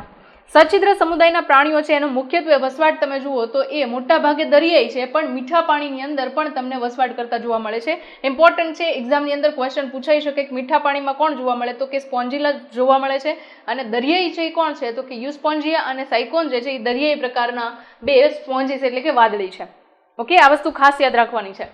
સ્પોન્જીલા યાદ રાખો, યુસ્પોન્જિયા અને સાયકોન છે એ દરિયાઈ છે. ઓકે, એના પછી તમે જુઓ તો જલવહન તંત્ર કે નલિકા તંત્ર જે છે એ આ સમુદાયના પ્રાણીઓ છે એમની મુખ્ય લાક્ષણિકતા છે. કારણ કે એમની અંદર શરીરમાં થતી દરેક પ્રકારની પ્રક્રિયા આના વડે થાય છે, બરાબર. કેમ આપણી અંદર છે એ પરિવહન તંત્ર આવેલું છે, એની અંદર તમે જોશો તો પરિવહન તંત્ર નહીં પણ જલવહન તંત્ર આવેલું છે અને એને નલિકા તંત્ર તરીકે પણ ઓળખવામાં આવે છે. હવે એ હું તમને થોડું ડિટેલમાં એક્સપ્લેન કરું છું, બરાબર. પણ એ પહેલાં તમને યાદ હોવું જોઈએ કે સછિદ્ર સમુદાયના પ્રાણી છે એમાં ગર્ભસ્તર માટે કોઈ વાત નથી કરવાની, દેહકોષ માટે વાત નથી કરવાની, ખાલી કોષ સ્તરીય આયોજન ધરાવે છે એવું યાદ રાખવાનું છે. એટલે અહીંયા આગળ તમે ઓબ્ઝર્વ કરશો કે કોષ જે છે એમની અંદર બધા જ કાર્યો એક જ કોષ વડે થાય છે. એમની અંદર ખોરાક ગ્રહણ પણ એ સિમ્પલી એક કોષ છે એ કરશે, ઉત્સર્જનની પ્રક્રિયા પણ સિમ્પલી એનો એ જ કોષ સપાટી ઉપરથી કરી દેશે. બધી જરૂરિયાત છે એ પાણી વડે પૂરી થવાની છે, ખાસ યાદ રાખો. એટલે અહીંયા કોઈ પેશી સ્તરીય આયોજન જોવા મળતું નથી. કયું આયોજન છે? ખાલી કોષ સ્તરીય આયોજન છે. ઓકે, એટલે જે આગળ પોઈન્ટ્સ આપણે ડિસ્કસ કરી લીધા છે એ ફરીવાર રિપીટ નહીં કરીએ, બટ તમને ફોર્મેટ યાદ રહી જાય એટલે આની અંદર મેં કીધું છે. બાકી ક્વિક રિવિઝન છે એની અંદર વધારે રિપીટેશન ના હોવું જોઈએ. ઓકે, નેક્સ્ટ એના પછી આગળ વાત કરીએ. જલવહન તંત્ર કે નલિકા તંત્ર જે છે એને ઓબ્ઝર્વ કરો તો તમને અહીંયા આગળ સપોઝ કે આપણે આ સ્પોન્જીસ દેખાડીએ છીએ, બરાબર. મોટા ભાગે આ પ્રાણીઓ છે એ સેસાઇલ છે, મતલબ કે એક જ જગ્યા પર સ્થિર રહીને પોતાનું જીવન પૂર્ણ કરે છે. ઓકે, તમે જોશો કે એમના શરીર ઉપર અહીંયા આગળ નાના નાના છિદ્રો છે અને અહીંયા આગળ એક મોટું છિદ્ર જુઓ છો, બરાબર. તો જે નાના છિદ્રો છે અહીંયા આગળ, બરાબર, એ તમને ત્યાં આગળ પાણીના પ્રવાહને અંદર આવવા માટેની જગ્યા દેખાડે છે. તમે જોશો કે આ છિદ્રો છે એની મારફતે પાણી જે છે એ અંદર આવે છે અને જે મોટું છિદ્ર છે એની મદદથી પાણી છે એ બહાર નીકળે છે. તો અહીંયા જે નાના છિદ્રો છે એને કહીએ છીએ આપણે ઓસ્ટિયા, બરાબર. સ્પેલિંગ ચેક કરજો, બરાબર, બટ આઈ થિંક આપણે ઓસ્ટિયા આમ નામ જ લખી દઈએ, ઓસ્ટિયા, બરાબર. અને અહીંયા આગળ જ્યાં મોટું છિદ્ર દેખાય છે કે જ્યાંથી પાણી બહાર નીકળે છે એને તમે કહેશો ઓસ્ક્યુલમ, એટલે કે આસ્યક, બરાબર. બને તો ઇંગ્લિશ ગુજરાતી બંને નામ યાદ રાખી શકો છો, બરાબર. કન્ફ્યુઝન તમારું એનાથી દૂર થશે. હવે જે છિદ્રો તમને મેં અહીંયા મોટા કરીને દેખાડ્યા છે એ જ આ નાના છિદ્રો છે એ તમને મેં દેખાડ્યા છે, એમાં કોઈ ડિફરન્સ નથી. વચ્ચેની જે જગ્યા છે, બરાબર, એને શું કહીએ છીએ તો કે એને કહીએ છીએ સ્પોન્જિયોસિલ.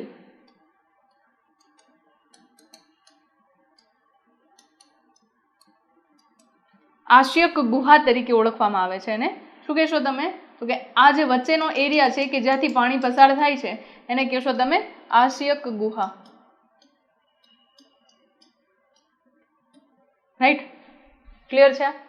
હવે એની અંદર જો ડિસ્કશનમાં આગળ જઈએ તો ખાસ કરીને એમની શરીર દિવાલ દેખાડેલી છે. આ શરીર દિવાલની અંદર છિદ્રો છે ત્યારે જ એમને નાના છિદ્રો અને મોટા છિદ્રો, એક મોટું છિદ્ર મુખ તરીકે, આપણે જે રીતે મુખ હોય છે અને મળમાર્ગ હોય છે એ રીતે અહીંયા આગળ અંદર જવા માટેનો રસ્તો અને બહાર જવા માટેનો રસ્તો એક જ છે, આસ્યક. ઓકે, પાચન માર્ગ જેવી સંરચનાની વાત નથી જ કરવાની અહીંયા, કારણ કે કોઈ અંગતંત્ર નહીં પણ પેશી નથી અહીંયા, એટલે આ વસ્તુમાં ભૂલ નહીં કરતા. ઓકે, ખાસ કરીને જોઈએ તો તમે અહીંયા શરીર દિવાલ જુઓ છો, તો શરીર દિવાલ છે એના અહીંયા આગળ જે છિદ્રો જોવા મળે છે ત્યાં, અને શરીર દિવાલ જે છે એમની બંને સપાટી પર તમને કોલર કોષો જોવા મળે છે, જેનો એક કોલર કોષ છે એ મેં અહીંયા બહાર કાઢેલો છે. કોલર કોષો. શું કામ એને કોલર કોષો કહીએ છીએ? કારણ કે ઉપરની બાજુ તમને આ સૂક્ષ્મ પ્રવર્ધો જોવા મળે છે અને સૂક્ષ્મ પ્રવર્ધો છે એમને કોલર તરીકે પણ ઓળખી શકાય છે, એટલે એમને કોલર કોષો તરીકે ઓળખીએ છીએ. ક્લિયર છે? અને અહીંયા પ્રાણી પેશીની અંદર તમને જોવા મળતો હોય કશાધારી કોષ, તો એ કશાધારી કોષ છે એ કોણ છે? કોલર કોષ છે. ક્વેશ્ચનમાં પૂછાઈ શકે. કયા સમુદાયમાં આવશે? સછિદ્ર સમુદાયની અંદર આવશે. ઓકે, નેક્સ્ટ એના પછી તમે જુઓ તો ખોરાક જે છે એ અંદરની બાજુએ પાણીનો પ્રવાહ જે જાય છે એની અંદરથી જ અંદર જશે. ધારો કે અહીંયાથી પાણીના પ્રવાહ સાથે ખોરાકના કણો જાય છે તો અહીંયા રહેલા કોલર છે એટલે કે સૂક્ષ્મ પ્રવર્ધો અને કશાની મદદથી ખોરાકના ઘટકો છે એ પાણીની અંદરથી કોષની અંદર દાખલ થાય છે અને ત્યાં આગળ તમને અંતઃકોશીય પાચન જોવા મળે છે. અંતઃકોશીય પાચન જોવા મળે છે. અંતઃકોશીય પાચન જોવા મળશે. સાથે સાથે ઉત્સર્જનની પ્રક્રિયા છે એ પણ એક જ કોષ વડે થશે. આ બધી જ પ્રક્રિયા, શ્વસનની પ્રક્રિયા, વાયુઓની આપલે છે એ બધી પ્રક્રિયા છે એક જ કોષ વડે થશે. ક્લિયર છે? ઓકે, ખાસ કરીને કોલર કોષો છે એ ખોરાકના ગ્રહણમાં મદદ કરશે. ખોરાક ગ્રહણ માટે ઉપયોગી. ક્લિયર છે? રાઈટ. ઓકે, હવે અહીંયા આગળ બીજી એક અગત્યની વસ્તુને ધ્યાનમાં લેવાની છે કે ખોરાકના ઘટકો અહીંયાથી પસાર થાય છે, ઉત્સર્જન માટેના દ્રવ્યો પણ અહીંયા જ આવશે. બાકીની બધી જ પ્રક્રિયા, શ્વસન વાયુઓની આપલે, બધી જ વસ્તુઓ છે એ આ નલિકા તંત્ર વડે વહન પામતા પાણી વડે જ થશે. ઓકે, એના પછી તમે જુઓ તો અહીંયા આગળ આ સ્પેશિયલ ટાઈપની મેં સંરચનાઓ દર્શાવેલી છે. એમની શરીર દિવાલ છે, એમના ઉપર એક આ સંરચના છે અને એક આ ગ્રે કલરની સંરચના તમને દેખાતી હોય તો એ, બરાબર. તો ગ્રે કલરની સંરચના છે એ સ્પોન્જીન તંતુઓ છે. સ્પોન્જીન તંતુઓ જે પ્રોટીનના બનેલા તંતુકો છે. અને અહીંયા આગળ તમને જે જુઓ છો એ કેલ્શિયમ કાર્બોનેટની દ્રઢાઓ છે જેને સ્પિક્યુલ્સ તરીકે ઓળખાય છે. શું કહીએ છીએ? સ્પિક્યુલ્સ તરીકે ઓળખીએ છીએ. હવે એક વસ્તુ ખાસ ધ્યાનમાં લ્યો, આપણે શું કીધું કે આ સમુદાયના પ્રાણીઓ છે એ પેશી સ્તરીય આયોજન નથી ધરાવતા, માત્ર કોષો છે. તો બને એવું કે જોરથી પાણીનો પ્રવાહ આવે તો એમના કોષો છૂટા પડી જાય. આવું ના થાય અને એને થોડુંક પ્રોટેક્શન મળે અને થોડોક આધાર મળી રહે એના માટે એમની અંદર આ બે સંરચના છે, સ્પોન્જીન તંતુ અને દ્રઢાઓ, જે એમને આધાર આપવાનું કાર્ય કરશે. ક્લિયર છે આ વસ્તુ? ઓકે, અહીંયા આગળ આ મેઇન પાર્ટ એમના શરીર સંરચનાને લઈને કમ્પ્લીટ થયો છે. નેક્સ્ટ આગળ ડિસ્કસ કરીએ છીએ એ છે પ્રજનનની પ્રક્રિયા. એમાં અલિંગી પ્રજનન અને લિંગી પ્રજનન બે પ્રક્રિયાઓ જોવા મળે છે. અલિંગી પ્રજનનમાં સિમ્પલી અવખંડન જોવા મળશે અને અંતઃકલિકા સર્જન જોવા મળશે. અંતઃકલિકા સર્જન છે એને નામ આપીએ છીએ જેમ્યુલ્સ, જે તમે ચેપ્ટર નંબર 1ની અંદર સ્ટાન્ડર્ડ 12માં જુઓ છો, જ્યાં આગળ તમને મોટાભાગના સજીવો છે એમના માટેનું પ્રજનન, લિંગી પ્રજનન અને અલિંગી પ્રજનન છે, સજીવોમાં પ્રજનન, એ ચેપ્ટરની અંદર ડિસ્કસ કરેલું છે. ઓકે, એના પછી તમે અવખંડન જુઓ તો એક સાયન્ટિસ્ટ એમને એક્સપેરિમેન્ટ કરેલો કે વાદળી જે છે એમને બ્લેન્ડરમાં નાખી ક્રશ કરી નાખી અને એને પાણીમાં નાખી પછી તો ક્રશ થયેલા ટુકડા જેટલા હતા ને એમાંથી આખી નવી વાદળી ઉગી. તો એનો મતલબ શું થયો? તો કે સિમ્પલી એનો મતલબ એવો થયો કે એ અવખંડન દ્વારા નવા સજીવનું નિર્માણ કરી શકે છે. લિંગી પ્રજનન થાય તો એની અંદર તમને અંતઃફલન જોવા મળશે, જન્યુનું નિર્માણ જોવા મળશે. બરાબર, નરજન્યુ અને માદાજન્યુ બંને જોવા મળશે, બંને વડે ફલન થશે. ફલનની પ્રક્રિયા શરીરની અંદર જ થશે. ડિંબ અવસ્થા જોવા મળે છે. ડિંબ જે છે એ પરોક્ષ વિકાસ કહેવાશે. એટલે પરોક્ષ વિકાસ એટલે શું? પહેલો મિનિંગ સમજી લો. બે પ્રકારના પ્રાણીઓની અંદર વિકાસ હોય છે, એકને પ્રત્યક્ષ કહેવાય ને બીજાને પરોક્ષ કહેવાય. પરોક્ષ વિકાસ એટલે એવો કે જો પ્રાણી છે એનો જન્મ થાય તો એ આબેહૂબ એના પિતૃ જેવો ના દેખાય તો એને શું કહેશો? તમે પરોક્ષ વિકાસ કહેશો. જો પિતૃ જેવો ડાયરેક્ટલી દેખાય પ્રાણી તો એને તમે શું કહેશો? તો કે એને પરોક્ષ વિકાસ કહેશો, પ્રત્યક્ષ વિકાસ કહેશો, સીધો વિકાસ કહેશો. બરાબર, અને ઓલો કેવો થયો? તો કે એ ઇનડાયરેક્ટ થયો, સીધો વિકાસ નથી. પરોક્ષ વિકાસ છે એ સીધો વિકાસ કહેવાતો નથી. એ વચ્ચેના કોઈ તબક્કામાંથી પસાર થાય અને એના પછી પુખ્ત પ્રાણીમાં એનું મુખ્ય સ્વરૂપ દેખાતું હોય છે. હવે એ વસ્તુ કેવી રીતે આપણને ખબર પડે? તો કે તમે જોયું હશે પતંગિયું છે એ જ્યારે ઈંડા મૂકે ત્યારે એમાંથી ઈયળ બહાર આવે. ઈયળ જે છે એ પતંગિયા જેવી લાગે છે? નહીં. હવે પતંગિયું જે છે એને બનવા માટે હજી એક તબક્કામાંથી ઈયળ પસાર થશે, જેને પ્યુપા અવસ્થા કહેશું. પ્યુપામાંથી પછી મુખ્યત્વે પુખ્ત પતંગિયું બનતું હોય છે. તો તમે જોયું કે પતંગિયું છે એ ડાયરેક્ટલી એના જેવા જ પતંગિયાને જન્મ નથી આપતું, પણ ઈંડામાંથી ઈયળ સ્વરૂપ બહાર નીકળે છે. તો એ વિકાસના અલગ અલગ તબક્કામાંથી પસાર થયો તો એને પરોક્ષ વિકાસ કહેવામાં આવશે, ઇનડાયરેક્ટ ડેવલપમેન્ટ કહેવામાં આવશે. જ્યારે મનુષ્યના કેસની અંદર સિમ્પલ એક્ઝામ્પલ જોઈએ તો મનુષ્ય છે એને જેવું બાળક જે પોતે છે એવું જ એનું સેમ ટુ સેમ કોપી બાળક આવશે. લક્ષણોની બાબતમાં અલગ હશે, પણ મૂળભૂત લક્ષણો કેવા હશે? તો કે એ જ સજીવ છે એના જેવા જ હશે, કંઈક અલગ સજીવ હોય એવું લાગતું નથી. તો એને શું કહેવાય? તો કે એને કહેવાશે પ્રત્યક્ષ વિકાસ, એટલે કે સીધો વિકાસ અહીંયા આગળ કહેવામાં આવશે. ક્લિયર છે આ વસ્તુ? ઓકે, તો અહીંયા આગળ તમને ડિંભીય અવસ્થા જોવા મળે છે. તો હંમેશા યાદ રાખવાનું કે જ્યાં ડિંભીય અવસ્થા એવો શબ્દ આવે એટલે વિકાસ છે હંમેશા કેવો હશે? તો કે વિકાસ હંમેશા પરોક્ષ હશે. મતલબ કે પ્રાણી જે ઈંડામાંથી કે બોડીમાંથી બહાર આવે છે, માતાના શરીરમાંથી બહાર આવે છે, એ એક્ઝેક્ટલી એના પિતૃઓ જેવી કોપી હોતી નથી. એને તમે શું કહેશો? તો કે એને તમે કહી દેશો પરોક્ષ વિકાસ. ક્લિયર છે? ઓકે, નેક્સ્ટ એના પછી આગળ જઈએ. આઈ થિંક આની અંદર બધું જ થઈ ગયું છે અને એક્ઝામ્પલ્સ જે છે એ તમારા અહીંયા આગળ આવી ગયા છે. એટલે આ ટોપિક છે કમ્પ્લીટ થયો. સછિદ્ર સમુદાય, કોષ્ઠાંતરી સમુદાય છે એના ઉપર જોઈએ. કોષ્ઠાંતરી છે એને નિડેરિયન્સ તરીકે ઓળખવામાં આવે છે, દંશકો તરીકે, કારણ કે એમની અંદર ડંખાંગિકા હોય છે એટલા માટે. અને આ ડંખાંગિકા છે એની અંદર તમને વિષ પણ જોવા મળે છે, મતલબ કે ઝેરી દ્રવ્યો હોય છે. આ ડંખાંગિકાનું લોકેશન ક્યાં છે? તો કે ડંખાંગિકાનું લોકેશન સૂત્રાંગો છે એમની અંદર જોવા મળે છે. મતલબ કે આ પ્રાણી જે છે એ સપોઝ કે આ હેડ્રા છે એનું બોડી છે અને ઉપરના સૂત્રાંગો છે, તો આજુબાજુમાંથી કોઈ પ્રાણી પસાર થયું તો એના સૂત્રાંગો જો એને ટચ કરશે તો એ પ્રાણી છે એના ઉપર ડંખાંગિકાનો એટેક થશે ને એના ઝેરી અસર તમને એના ઉપર જોવા મળશે. ક્લિયર છે? ઓકે, હવે ડંખાંગિકા છે એની અંદર તમને આ સંરચના જે છે એ ચાબુક જેવી બહાર નીકળતી જોવા મળે છે અને એ ફિક્સ થઈને બહાર નીકળશે, અંદર જશે, એ ટાઈપની એક સ્ટ્રક્ચર હોય છે. ડિટેલ એના માટે નથી કરવાની, પણ ડંખાંગિકાવાળો સમુદાય છે એ તમારે ખાસ યાદ રાખવાનો છે. કોષ્ઠાંતરી આવશે, ભૂલમાં સછિદ્ર સાથે મિક્સ કરતા નહીં.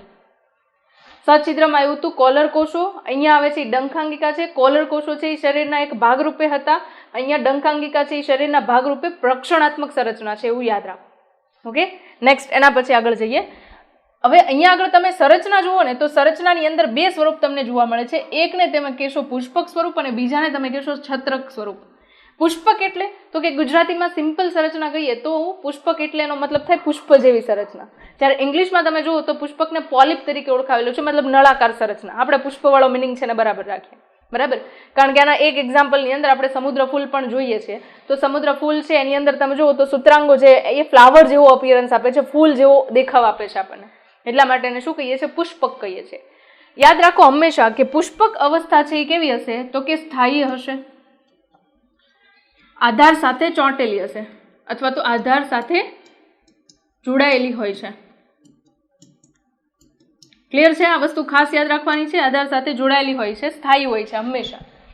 જ્યારે છત્રક અવસ્થા ધરાવતા સજીવો છે એ કેવા છે? તો કે મુક્તજીવી છે. એ આ રીતે સતત તરતા હોય. ફોર એક્ઝામ્પલ જેલીફિશ કોઈ આધાર સાથે ચોટેલી નથી, આધાર સાથે જોડાયેલી નથી, બરાબર?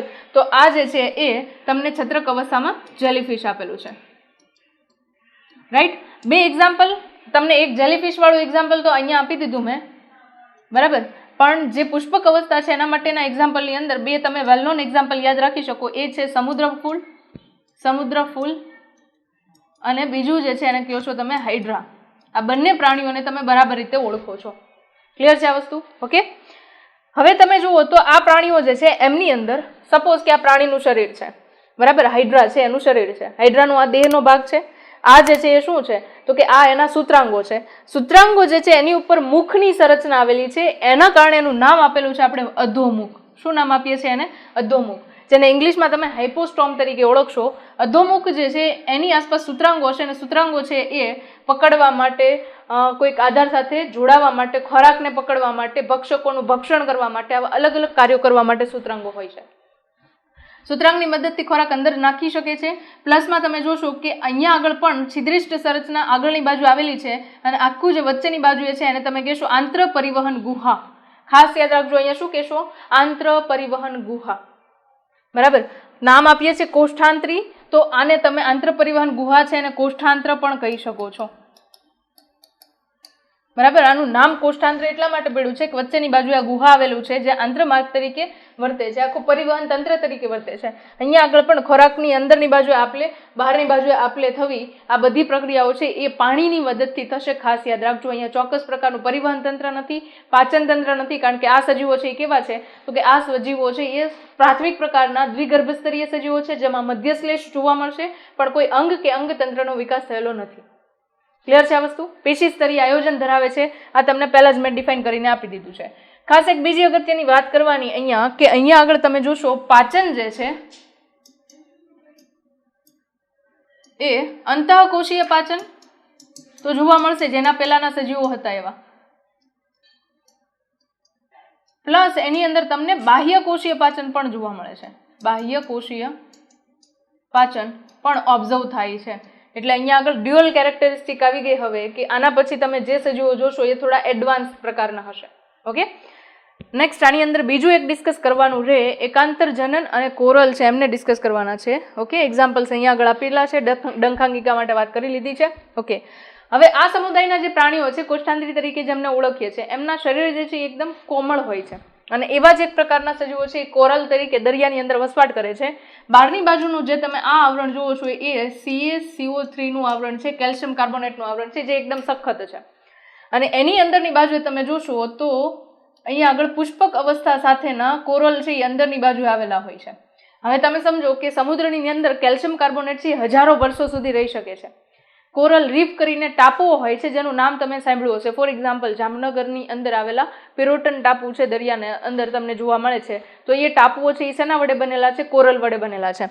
આ પથ્થર જે છે એ એમને રહી જશે, અંદર રહેલું સજીવ છે એ અમુક સમયગાળા પછી મૃત્યુ પામશે, બરાબર? જે આ કેલ્શિયમ કાર્બોનેટનું આવરણ છે એ તમને ખબર છે કે ઘણા બધા વર્ષો સુધી એમને દરિયાની અંદર રહી શકે છે. તો શું થશે? તો કે એક વસાહત કોરલની બની, એ ડેડ થઈ ગઈ, એના ઉપર બીજી વસાહત કોરલની બની, એ ડેડ થઈ ગઈ, ત્રીજી વસાહત બની, ડેડ થઈ ગઈ. તો એવી રીતે આખો ઢગલો બનતો જશે કોરલનો, કેલ્શિયમ કાર્બોનેટનો ઢગલો, અને એના વડે અંતે તમે ઘણા બધા મોટા ટાપુઓ જુઓ છો. આ ટાપુઓને કોરલ રીફ તરીકે ઓળખવામાં આવે છે. ક્લિયર છે આ વસ્તુ? બરાબર. મૂળમાં તમે જુઓ તો કેલ્શિયમ કાર્બોનેટ વાળું આવરણ જે છે અંદરની બાજુ રહેલા કોરલ પ્રાણી છે એના માટે હોય છે, આપણા માટે નથી હોતા, કે ટાપુ બનાવવા માટે પણ નથી હોતા, પણ એનું એક ઇકોનોમિક ઇમ્પોર્ટન્સ છે. કોરલ માટે એક બીજું પણ કહી દઉં કે કોરલ જે છે એ સારા એવા પ્રદૂષણ ઇન્ડિકેટર્સ છે. જો પાણીમાં પ્રદૂષણ થશે તો ત્યાં આગળ કોરલની વસાહતો છે નાશ પામવાનું ચાલુ થઈ જશે. જો પાણી શુદ્ધ છે, ચોખ્ખું છે, તો ત્યાં આગળ વસવાટ કરશે, અધરવાઇઝ એ નહીં કરે. ઓકે. બીજું તમને આપેલું છે એકાંતર જનન, જેને અનુજનન કે સમ એકાંતરણ તરીકે પણ ઓળખવામાં આવે છે. હવે જગ્યા તો લઈ લીધી મેં અહીંયા આગળ, બટ આઈ થિંક આને આપણે રફ કરી દઈએ, કંઈ વાંધો નહીં. તમે નોટમાં નોટ ડાઉન કરી લેજો. પાચન જે છે અંતઃકોશીય અને બાહ્યકોશીય બંને પ્રકારનું પાચન જોવા મળે છે. એકાંતર જનનની અંદર તમે યાદ રાખો તો અહીંયા એક્ઝામ્પલની અંદર આવશે સજીવ તરીકે ઓબેલિયા. ઓબેલિયા સજીવ છે એ એક્ઝામ્પલની અંદર આવે છે. એની અંદર શું હોય તો કે ઓબેલિયા સજીવ છે મૂળભૂત રીતે તમે જોશો કે જ્યારે એની અવસ્થા તમે જુઓ ત્યારે એ આ રીતની તમને વનસ્પતિ હોય ને એ ટાઈપની વનસ્પતિ હોય એ ટાઈપનું તમને સંરચનામાં જોવા મળે. હવે આ સામાન્ય રીતે કેવી થઈ? સ્થાયી અવસ્થા થઈ, મતલબ કે આ પુષ્પક અવસ્થા છે, બરાબર. જ્યારે પુષ્પક અવસ્થાની અંદર અલિંગી પ્રજનન થાય. કયું પ્રજનન કહીએ છીએ? અલિંગી પ્રજનન. ત્યારે એની મદદથી જે અહીંયાથી ભાગ છૂટા પડે છે એ તમને છત્રી જેવા દેખાશે. જે છૂટી પડેલી સંરચના છે એ કેવી હશે? તો કે એ છત્રક અવસ્થા હશે, બરાબર. હવે છત્રક અવસ્થા શું કરશે? તો કે નરજન્યુ ઉત્પન્ન કરશે અને માદાજન્યુ ઉત્પન્ન કરશે, અને એના અંતે અહીંયા આગળ એમની વચ્ચે ફલનની પ્રક્રિયા થઈને ફલિતાંડ બનશે. ફલિતાંડ પછી તમે જોશો કે એમાંથી ડીંબ બને છે, અને આ ડીંબ છે એ ફરી પાછો પુષ્પક તરીકે સ્થાપિત થઈ જાય છે. તો તમે એક વસ્તુ ઓબ્ઝર્વ કરો છો કે અહીંયા આગળ થયું એ લિંગી પ્રજનન થયું, બરાબર. ફલન થયું એટલે લિંગી પ્રજનન થયું, અને અહીંયા આગળ અલિંગી પ્રજનન થયું. તો તમે બે પાર્ટ્સની અંદર ડિવાઈડ કરો તો એક વસ્તુ ક્લિયર થાય કે જો અહીંયા આગળ અલિંગી પ્રજનન થાય તો એના કારણે છત્રક અવસ્થા આવે છે, અને જો લિંગી પ્રજનન થાય તો એના કારણે પુષ્પક અવસ્થા ડેવલપ થાય છે. તો આ કન્ટિન્યુઅસ વે ની અંદર આ તબક્કો ચાલવાનો, એક વખત છત્રક, એક વખત પુષ્પક, એક વખત છત્રક, એક વખત પુષ્પક. તો આ રીતે જે થાય છે એને તમે શું કહી દેશો? એકાંતર જનન, અનુજનન, સમ એકાંતરણ એવું આપણે નામ આપીએ છીએ. ખાસ ધ્યાન રાખજો, અહીંયા એકાંતર જનન વનસ્પતિ વાળું યાદ નહીં કરી લેતા, બરાબર. ત્યાં આગળ આપણે એક વખત દ્વિકીય તબક્કો, એક વખત એકકીય તબક્કો આવું જોતા હતા. અહીંયા આગળ શું છે? તો કે એક વખત પુષ્પક અને એક વખત છત્રક વાળી અવસ્થા તમને જોવા મળે છે. કોષ્ટાંતરી સમુદાયના પ્રાણીઓ દંશકો છે એમની અંદર. ક્લિયર છે? એના એક્ઝામ્પલ્સ જોઈ લો. ફાઇસેલિયા, પોર્ટુગીઝ મેન ઓફ વોર, એને એ રીતે ઓળખીએ છીએ. ગોર્ગોનિયા છે એને સી ફેન કહીએ છીએ.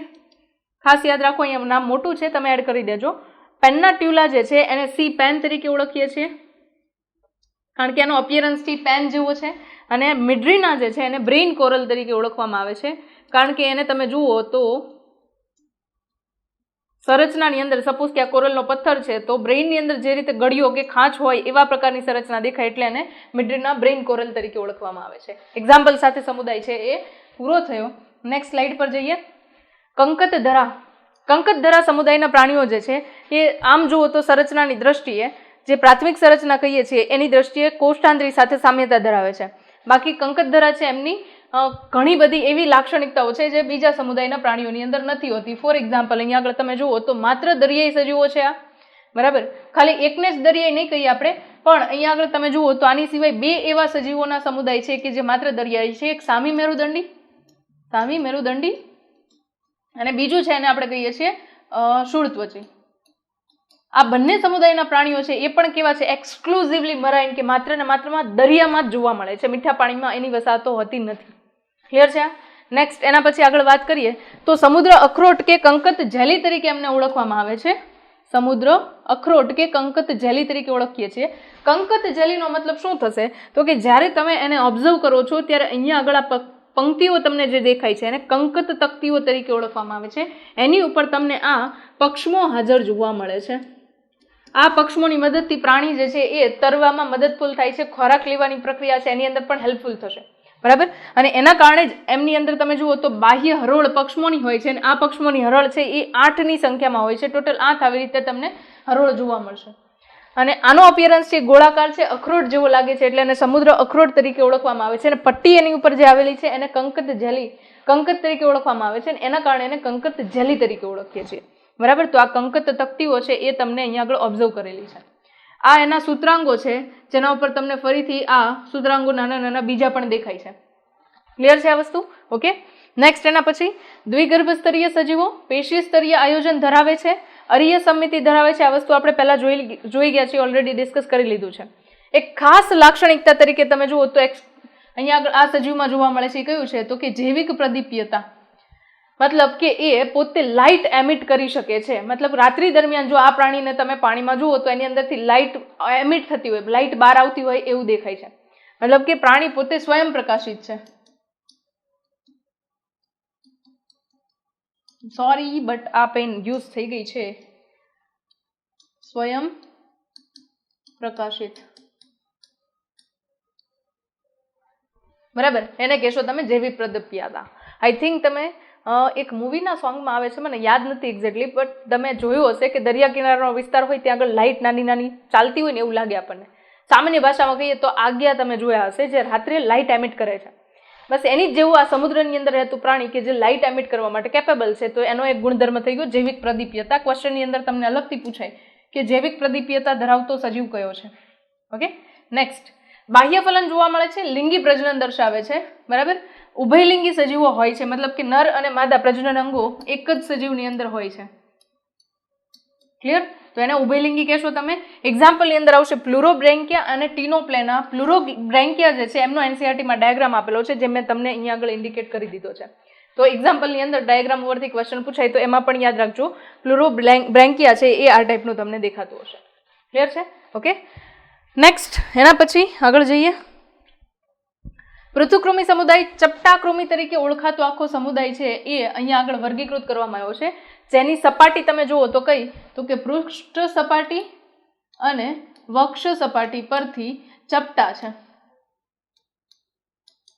બરાબર. પૃષ્ઠ વક્ષ બાજુએથી ચપટા, મતલબ કે આપણા હાથની જેમ એકદમ ફ્લેટ છે એવી સંરચના તમે શું કહેશો, તો કે એવી સંરચનાને અહીંયા આગળ તમે કહેશો ચપટાકૃમિ પૃથુકૃમિ તરીકે ઓળખીએ છીએ. યાદ રાખો, પૃથુકૃમિ સમુદાયના પ્રાણીઓ છે એ સૌથી પહેલા લાક્ષણિકતા સાથેના આ પ્રાણીઓ થયા પ્રાણી સૃષ્ટિની અંદર. એવો સમુદાય કે જેમાં દ્વિપાર્શ્વીય સમિતિ સૌથી પહેલા આવી, ત્રિગર્ભસ્તરીય પ્રાણી છે એ ખબર છે આપણને, અંગ સ્તરીય આયોજન જોવા મળે છે, અને અદેહ કોષ્ઠધારી પ્રાણીઓ. એક્સક્લુઝિવ કેરેક્ટર્સ છે કોના, તો કે આ ખાલી પૃથુકૃમિ સમુદાયની અંદર જોવા મળતા લક્ષણો છે. હા, નો ડાઉટ ત્રિગર્ભસ્તરીય અને દ્વિપાર્શ્વીય સમિતિ છે એ તમને બીજા આગળના સમુદાય છે એમાં મળશે, બટ અહીંયા આગળ પૃથુકૃમિ સમુદાય છે એ પ્રાણી સૃષ્ટિનો પહેલો એવો સમુદાય છે કે જેની અંદર આ ટાઈપનું ડેવલપમેન્ટ જોવા મળ્યું છે, એવો કહેવાનો મતલબ છે. ઓકે, નેક્સ્ટ, એના પછી તમે જુઓ તો પૃથુકૃમિ સમુદાયના પ્રાણી પરોપજીવી તરીકે હોય છે અને મુક્તજીવી તરીકે પણ હોય છે. પરોપજીવી તરીકે તમે જુઓ તો પટ્ટીકૃમિ અને યકૃતકૃમિ જોવા મળશે. પટ્ટીકૃમિ છે આંતરડાના ભાગમાં રહે છે અને યકૃતકૃમિ યકૃત નલિકા વિસ્તારમાં જોવા મળશે. મુક્તજીવી સજીવ તરીકે પ્લેનેરિયા છે. પ્લેનેરિયામાં હજી એક કેરેક્ટર તમે યાદ રાખો, ઉચ્ચ પુનઃસર્જન ક્ષમતા, પુનઃસર્જન ક્ષમતા ધરાવે છે અને સાચું પુનઃસર્જન છે પ્લેનેરિયાની અંદર જોવા મળે છે, આવું આપણે કહીએ છીએ. ઓકે, નેક્સ્ટ, એના પછી તમે જુઓ તો આગળ વાત કરીએ. ઓકે, જ્યોત કોષો જે છે એમની સ્પેશિયલ કેરેક્ટરિસ્ટિક તરીકે ઇન્ડિકેટ કરવામાં આવેલું છે આ સમુદાયના પ્રાણીઓ છે એમની અંદર.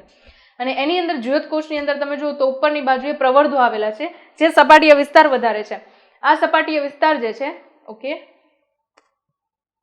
આ સપાટીય વિસ્તાર જે તમને અહીંયા આગળ દેખાય છે એના કારણે બહારની બાજુએ જે પ્રવાહી છે એમાંથી ઉત્સર્ગ પદાર્થોનું શોષણ કરવામાં મદદરૂપ થાય, એટલા માટે આ પ્રવર્ધમય કોષરસીય સપાટી તમને જોવા મળે છે. ઓકે, એના પછી તમે જુઓ તો પક્ષમો હાજર છે. પક્ષમોની હલનચલનના કારણે ફ્લુઇડ જે છે એ આ કોષો, જ્યોત કોષો છે એની અંદર એન્ટર થશે. ઉત્સર્જિત પ્રવાહ છે નીચેની બાજુએ નલિકા મારફતે શરીરની બહારની બાજુએ ત્યાગ કરી દેવામાં આવશે.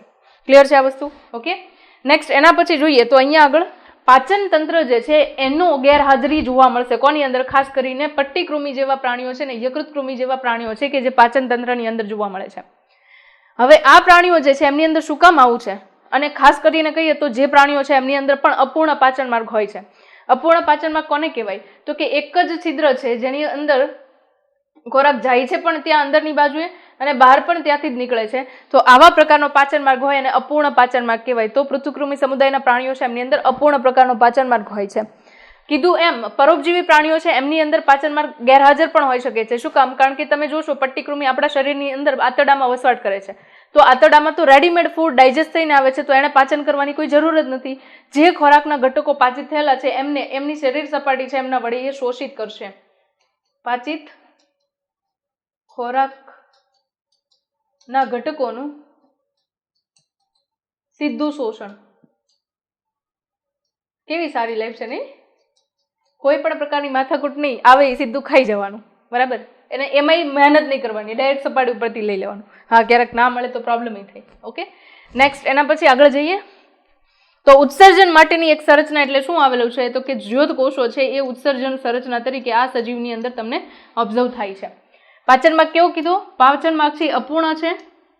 અપૂર્ણ પાચન માર્ગ કોને કહેવાય? મળદ્વાર અને મુખદ્વાર એક જ છિદ્ર મારફતે ખુલે અને અપૂર્ણ પાચન માર્ગ કહેશો. ખાસ કરીને આગળ વાત કરીએ તો સજીવ જે છે એ પ્રજનનની દ્રષ્ટિએ ઉભયલિંગી હોય છે, અંતઃફલન દર્શાવે છે અને જટિલ પ્રત્યક્ષ વિકાસ દર્શાવે છે. શું દર્શાવે છે? જટિલ પ્રત્યક્ષ વિકાસ દર્શાવે છે. હવે એક વસ્તુ ખાસ અહીંયા આગળ હું તમને ધ્યાન દોરીશ કે ઉભયલિંગી પ્રાણીઓ છે, મતલબ કે એક જ સજીવ છે એની અંદર નર પ્રજનન અંગ અને માદા પ્રજનન અંગ બંને હાજર હશે. જ્યારે અહીંયા આગળ તમે પટ્ટીકૃમિને ઓબ્ઝર્વ કરો તો એ પટ્ટીકૃમિ જે છે એની અંદર એક એક ખંડની અંદર નર પ્રજનન અંગ અને માદા પ્રજનન અંગ કોષો ઉત્પન્ન કરવાની ક્ષમતા ધરાવે છે.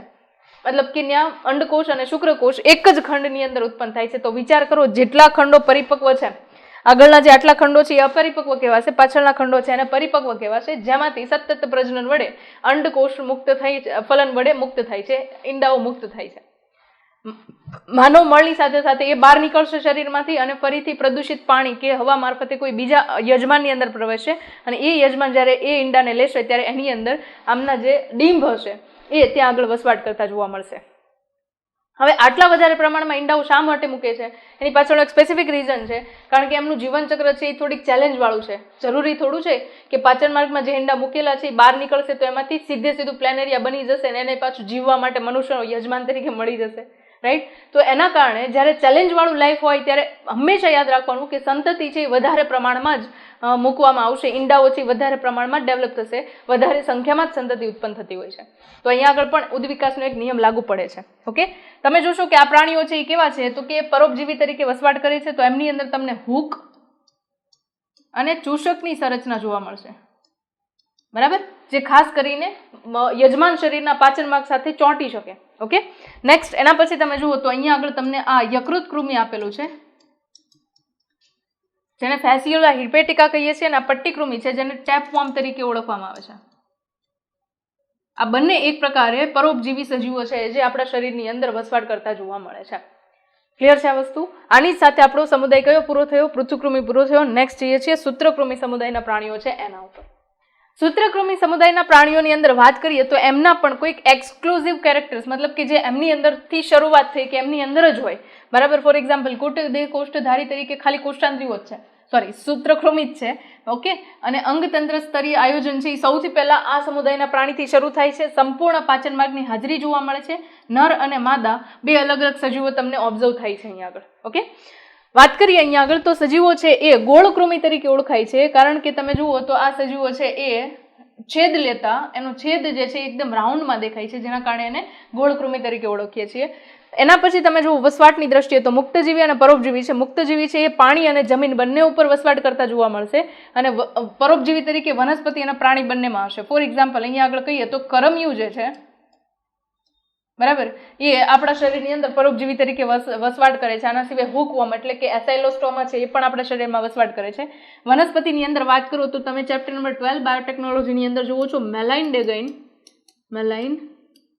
ડેગાઇન ઇન્કોગ્નિશિયા. આ એક સજીવ છે એ તમને આપેલું છે એનસીઈઆરટી ની અંદર 12મા ધોરણમાં ચેપ્ટર નંબર 12 ની અંદર RNA વાળો ટોપિક છે એની અંદર. તો એ વનસ્પતિ ઉપરનું પરોપજીવી થયું. ઓકે, નેક્સ્ટ એના પછી એની અંદર તમે દ્વિપાર્શ્વીય સંમિતિ જુઓ છો. ખાસ ઉત્સર્જન નલિકાની હાજરી જોવા મળે છે, અને રેનેટ કોષો છે એ ઉત્સર્ગક કોષો તરીકે આવેલા છે, મતલબ કે એ શરીરના અંદરથી પ્રવાહી છે એમાંથી ઉત્સર્જનની પ્રક્રિયા માટે ઉત્સર્ગ દ્રવ્યોને ભેગા કરશે અને સાથે સાથે આશ્રુતિ નિયમનનું કાર્ય પણ કરે છે. ઓકે, એના પછી તમે જુઓ તો એમની પાસે એક સંરચના તરીકે સ્નાયુ કંઠનળી આવેલી છે, જે સ્પેસિફિકલી તમને ત્યાં આગળ માર્ક કરીને રાખી છે. તમારે યાદ રાખવાનું છે કે સ્નાયુ કંઠનળી છે એ સૂત્રકૃમિ સમુદાયના પ્રાણીમાં જોવા મળે છે. એના પછી તમે જુઓ તો પ્રાણી છે કેવું છે, એકલિંગી છે, મતલબ કે નર અને માદા પ્રાણી અલગ અલગ જોવા મળે છે. નર પ્રાણી જે છે એ કદમાં નાનું છે અને માદા પ્રાણી છે એ કદમાં મોટું છે, ખાસ યાદ રાખવા.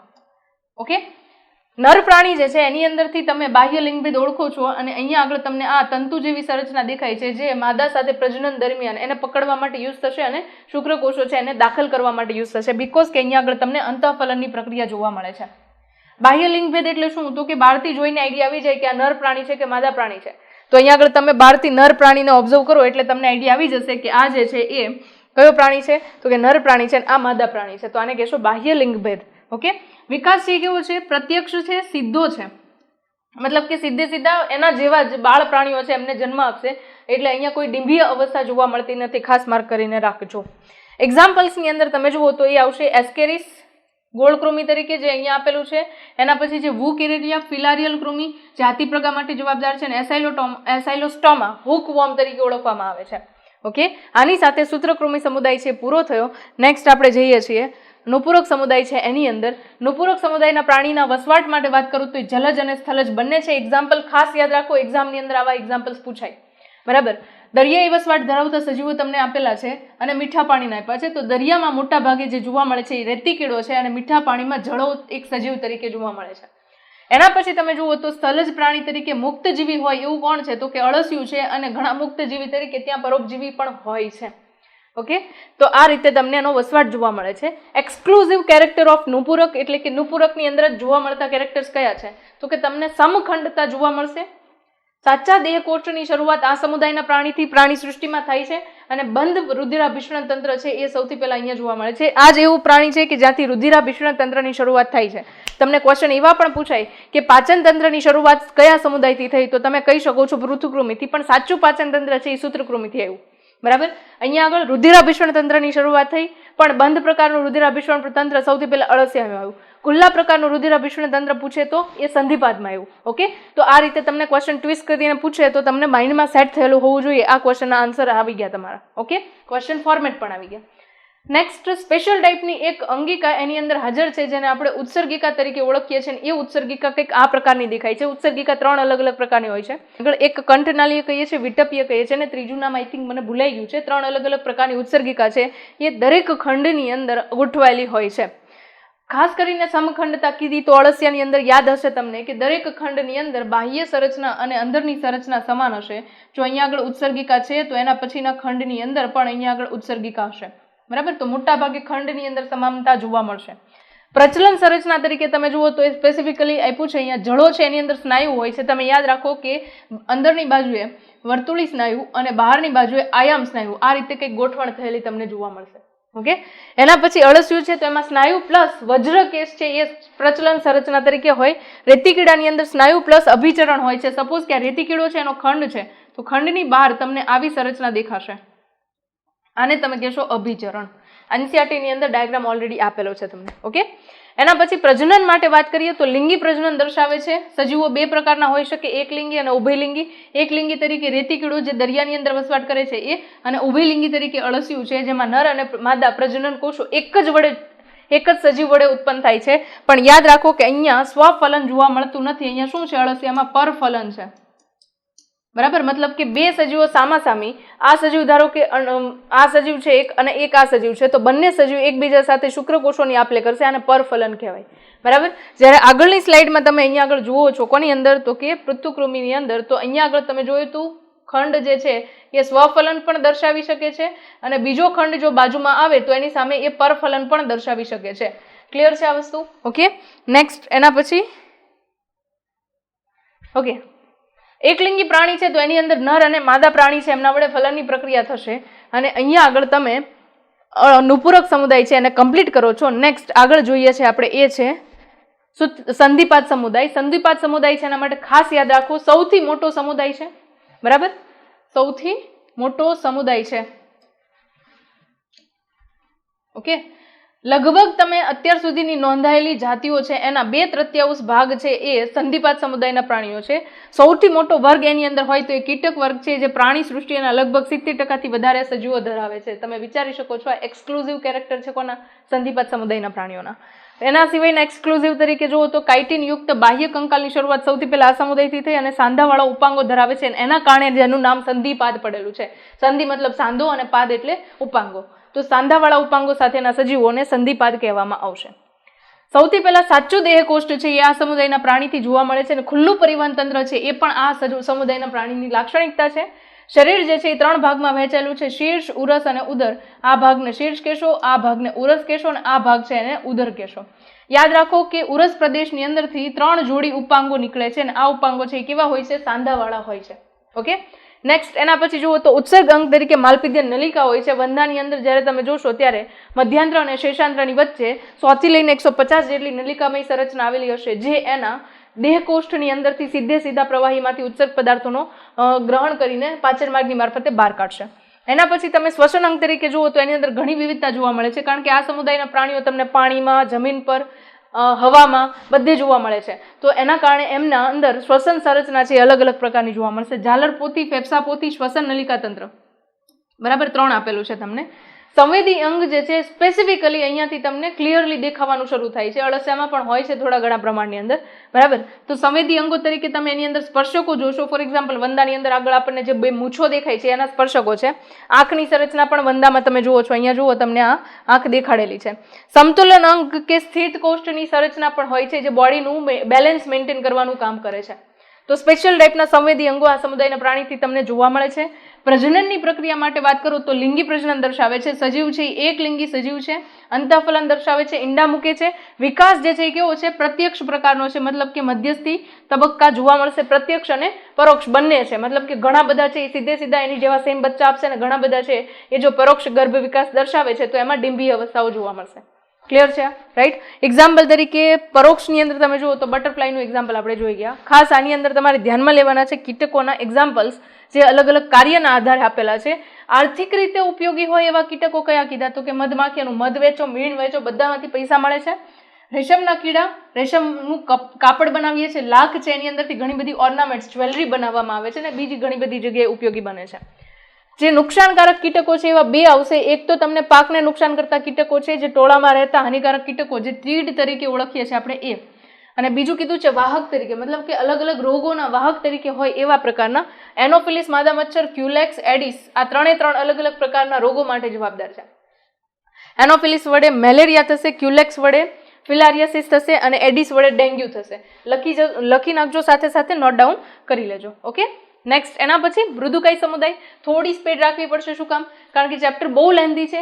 રિવિઝન કરવા માટે ટાઈમ જે છે એટલો વધારે આપવો નથી આપણે, બરાબર? તો પણ ઇમ્પોર્ટન્ટ પોઈન્ટ તો બધા જ કવર થઈ જાય છે એટલે થોડુંક સ્પીડમાં આપણે કામ કરશું. ઓકે, તો થોડું કોન્સન્ટ્રેશન રાખીને ભણવાની ટ્રાય કરજો. અને હા, બીજું એક કહી દઉં, જે લોકોને ચેપ્ટર છે એ થોડુંક ફાસ્ટ સ્પીડમાં રિવાઇઝ કરવું હોય, કારણ કે ચેપ્ટર થોડા લેન્ધી બનવાના છે, તો પછીથી તમે એને પ્લેબેક સ્પીડ વધારીને 1.5ની અંદર જોશો તો તમારું આખું ચેપ્ટર કવર પણ થઈ જશે અને ટાઈમ પણ બચશે.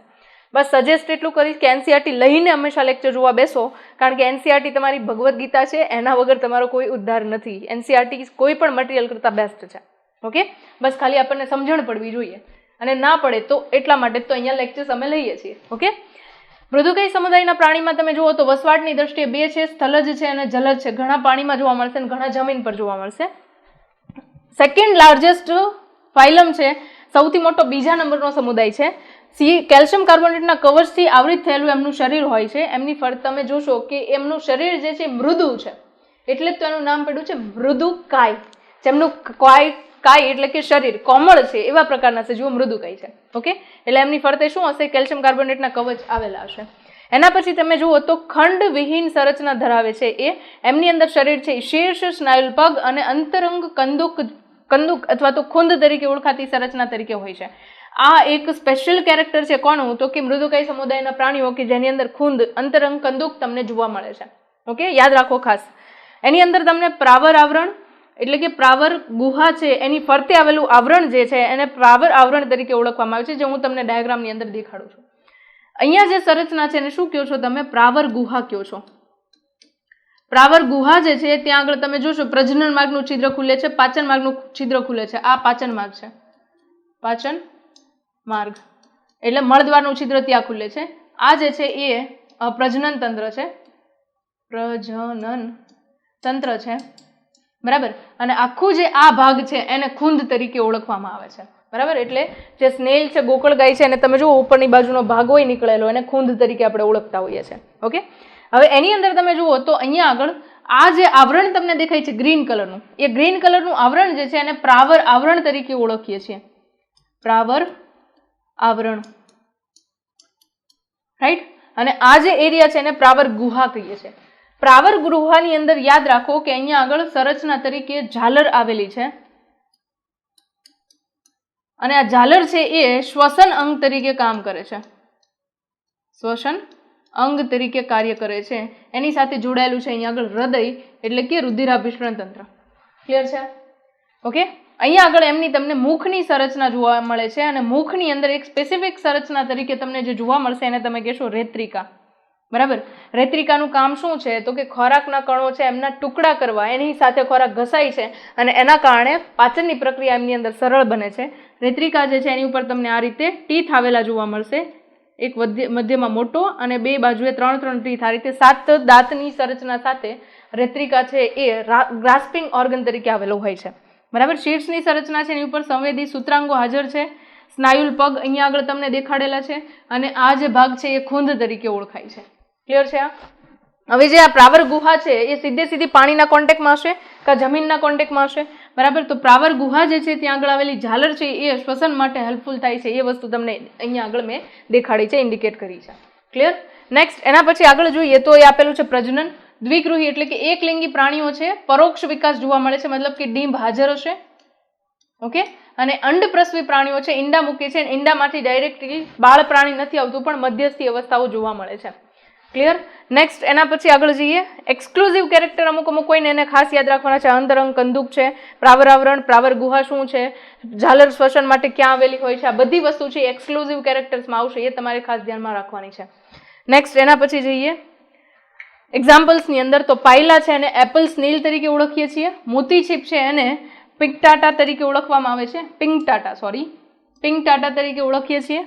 મોતી છીપ, પિંકટાટા. પર્લ ઓસ્ટર તરીકે ઇંગ્લિશમાં ઓળખશો. સેપિયા છે એને કટલ ફિશ તરીકે ઓળખીએ છીએ. યાદ રાખજો, ખાસ ઇંગ્લિશ નામ છે એટલે રિપીટ કરું છું કારણ કે આના ઉપર પણ ક્વેશ્ચન આવી શકે છે.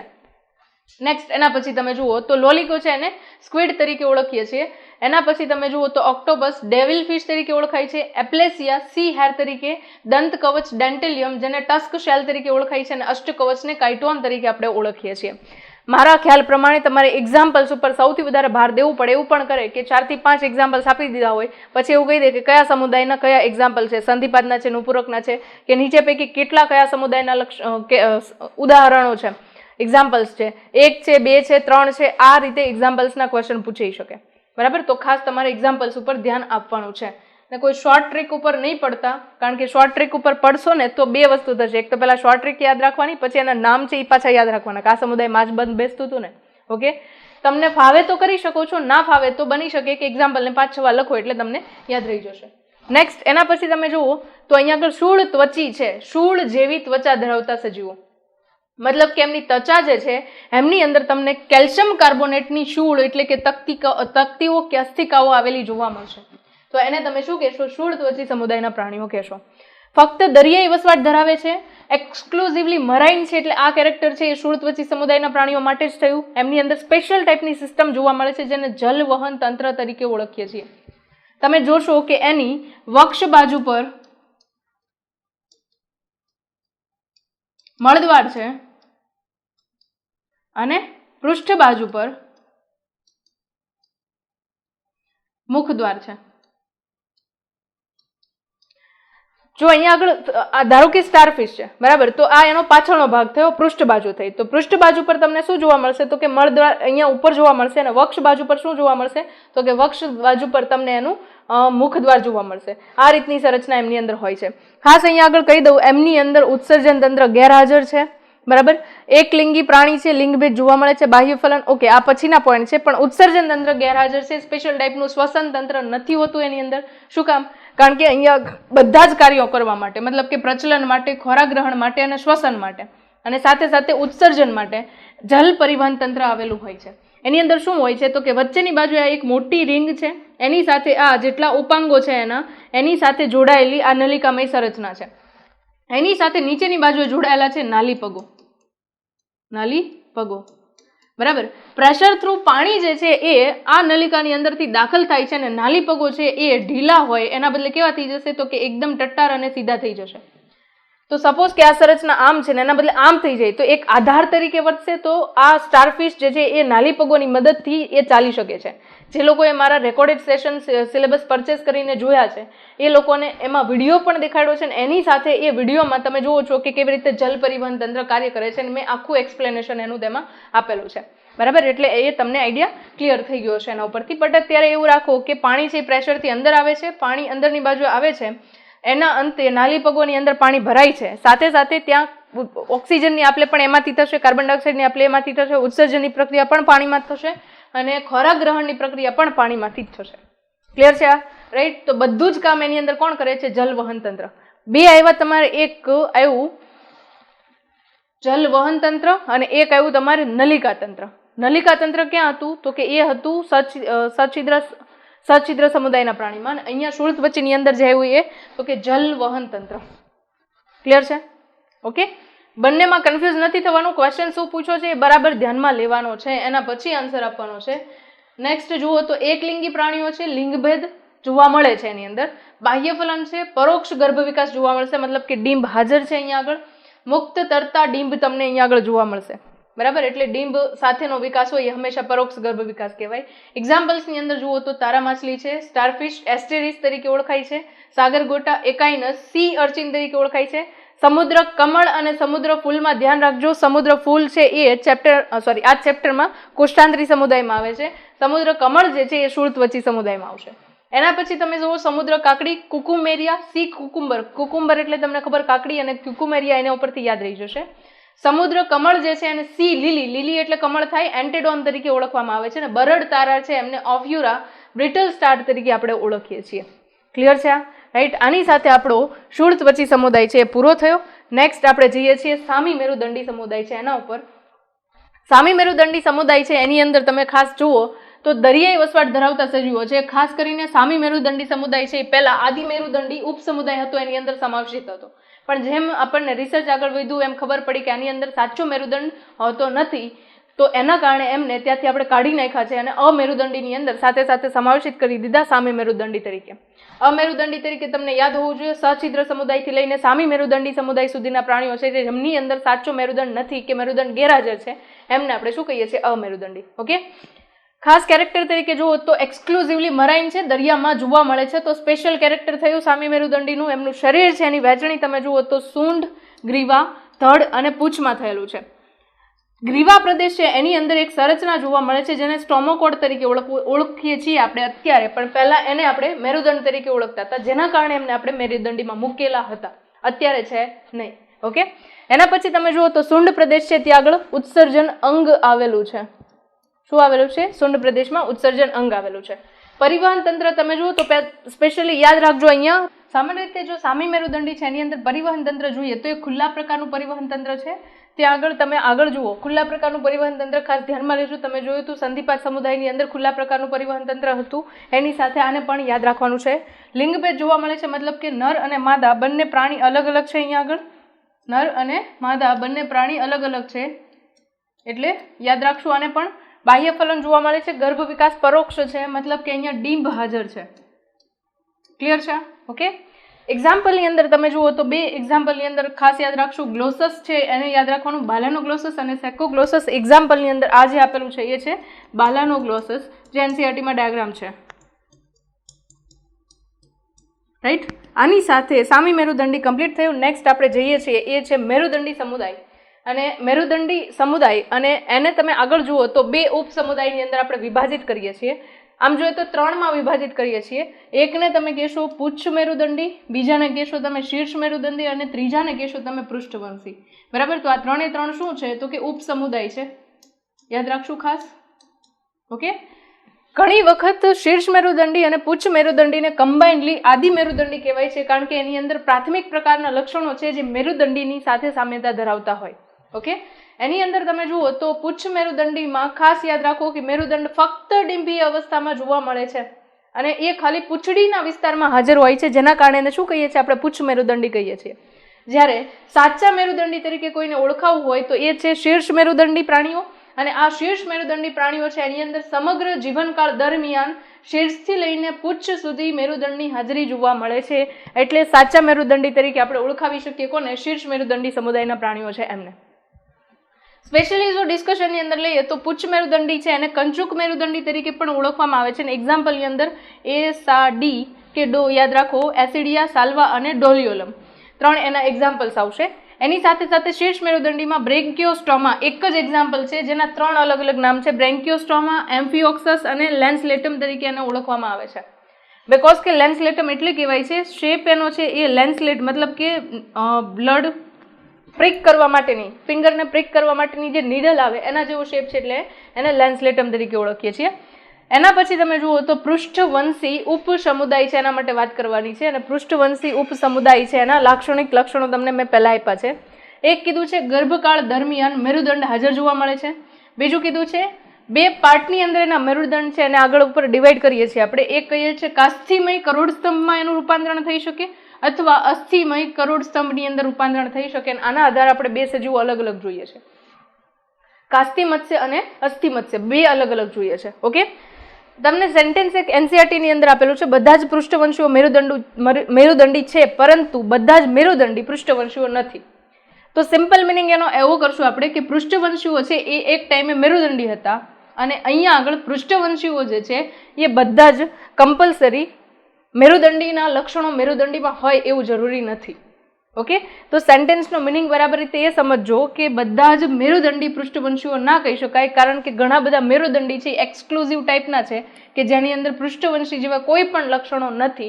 એટલા માટે બધા જ પૃષ્ઠવંશી છે મેરુદંડી છે, પણ બધા જ મેરુદંડી છે સપોઝ કે પુચ્છ મેરુદંડી ને શીર્ષ મેરુદંડી, તો એને પૃષ્ઠવંશી કહી શકાય નહીં. ઓકે, તો સેન્ટેન્સનો મિનિંગ કંઈક આવો થશે. ખાસ અહીંયા આગળ જોવાનું છે કે ગર્ભાવસ્થા દરમિયાન મેરુદંડ હાજર હોય પણ પુખ્ત પ્રાણી બને ત્યારે એની અંદર કાસ્થિમય કરોડ સ્તંભ કે અસ્થિમય કરોડ સ્તંભની હાજરી તમને જોવા મળશે. તો એ એનું એક સ્પેશિયલ કેરેક્ટર થઈ ગયું. એની જ સાથે આગળ વાત કરીએ છીએ પૃષ્ઠવંશી ઉપસમુદાય છે એના માટે. પૃષ્ઠવંશી શું છે અહીંયા? ઉપસમુદાય છે. ઓકે, હવે પૃષ્ઠવંશી ઉપસમુદાય છે એને આગળ ઉપર આપણે વિભાગમાં વિભાજિત કરીએ છીએ. એક કહીએ છીએ હનુવિહીન અને બીજાને કહીએ છીએ હનુધારી. હનુનો મતલબ શું થશે? હનુનો મતલબ થશે અહીંયા જડબા. શું કહેશું એને? જડબા. આ જે છે ને એને જડબા કહેવાય. તો જે સજીવની અંદર જડબાની હાજરી છે એમને તમે કહેશો જડબાધારી, એટલે કે હનુધારી સજીવો. જેમની અંદર ગેરહાજર છે એમને હનુવિહીન સજીવો કહેશો. તો હનુ હોય એનો મતલબ શું થયો? તો કે મોઢાનો સ્પેસિફિક શેપ છે. જો હનુ નથી તો અહીંયાથી કોઈ શેપ નહીં બને, ચૂષક જેવું મોઢું થઈ જશે. બરાબર, અને આવા સજીવો કોણ છે? તો કે ચૂષક જેવું મોઢું ધરાવતા સજીવો છે એ અહીંયા આગળ તમને ચૂષ મુખાવો જોવા મળે છે. સ્પેશિયલી નામ એનું એટલા માટે જ છે કારણ કે જડબા નથી એટલે આકાર એનો ચૂષક જેવો થઈ ગયો મોઢાનો, એટલે એને ચૂષ મુખા કહી દીધું. ઓકે, એના પછી તમે જુઓ તો હનુધારી છે એની અંદર ઉપરી વર્ગ તરીકે દર્શાવવામાં આવેલું છે. એમાં બે અલગ અલગ ઉપરી વર્ગ દર્શાવ્યા છે. એક છે મત્સ્ય છે અને ચતુષ્પાદ છે. મત્સ્ય અને ચતુષ્પાદ બે કેરેક્ટર ઉપર અલગ પડ્યા છે. મત્સ્ય છે એની અંદર ભીંગડા છે, જ્યારે ચતુષ્પાદ છે એની અંદર ઉપાંગો છે. 4 ઉપાંગોની હાજરી જોવા મળે છે. બંનેની અંદર તમે જુઓ કાસ્થિ મત્સ્ય, અસ્થિ મત્સ્ય મત્સ્યમાં આવશે. ચતુષ્પાદ છે એની અંદર ઉભયજીવી, સરીસૃપ, વિહંગ અને સસ્તન આવશે. રાઈટ, એ કેટેગરીના આધારે અહીંયા ડિવિઝન આપ્યું છે. આપણે પહેલા આપણે જોઈ લઈએ અહીંયા આગળ ચૂષમુખા છે એમને. ખાસ એક્ઝામ્પલને યાદ રાખવાનું છે લેમ્પ્રી, અને એની સાથે બીજું એક્ઝામ્પલ છે અહીંયા આગળ હેગફિશ. આ બે એક્ઝામ્પલને યાદ રાખો. સાથે સાથે ઝાલરના લક્ષણો છે, આ બધી વસ્તુ છે એને યાદ રાખવાની છે. એટલે ઓટોમેટિકલી તમારો ટોપિક છે કમ્પ્લીટ થઈ ગયો. હવેથી યાદ રાખવું થોડું ઇઝી થઈ જશે. બરાબર, મોટી માછલી પર મોટા ભાગે બાહ્ય પરોપજીવી તરીકે ઓબ્ઝર્વ થાય છે. એટલે માછલીની પીઠ ઉપર ચોંટી જશે અને એ જે જગ્યા પર જાય છે એ જગ્યા પર ટ્રાવેલિંગ પણ થઈ જશે, અને જે ખોરાક મોટી માછલીથી ખાવાથી બચે છે એ ખોરાક નાની માછલી તરીકે ચૂસ મુખા ખાઈ લેશે. બરાબર, તો બે કાર્ય એના એક સાથે થશે. ઝાલરની સંખ્યા ખાસ યાદ રાખવાની છે. ક્વેશ્ચનમાં પૂછાયેલું છે પ્રીવિયસ યરમાં 6 થી 15 જોડ ઝાલર ફાટ હાજર હોય.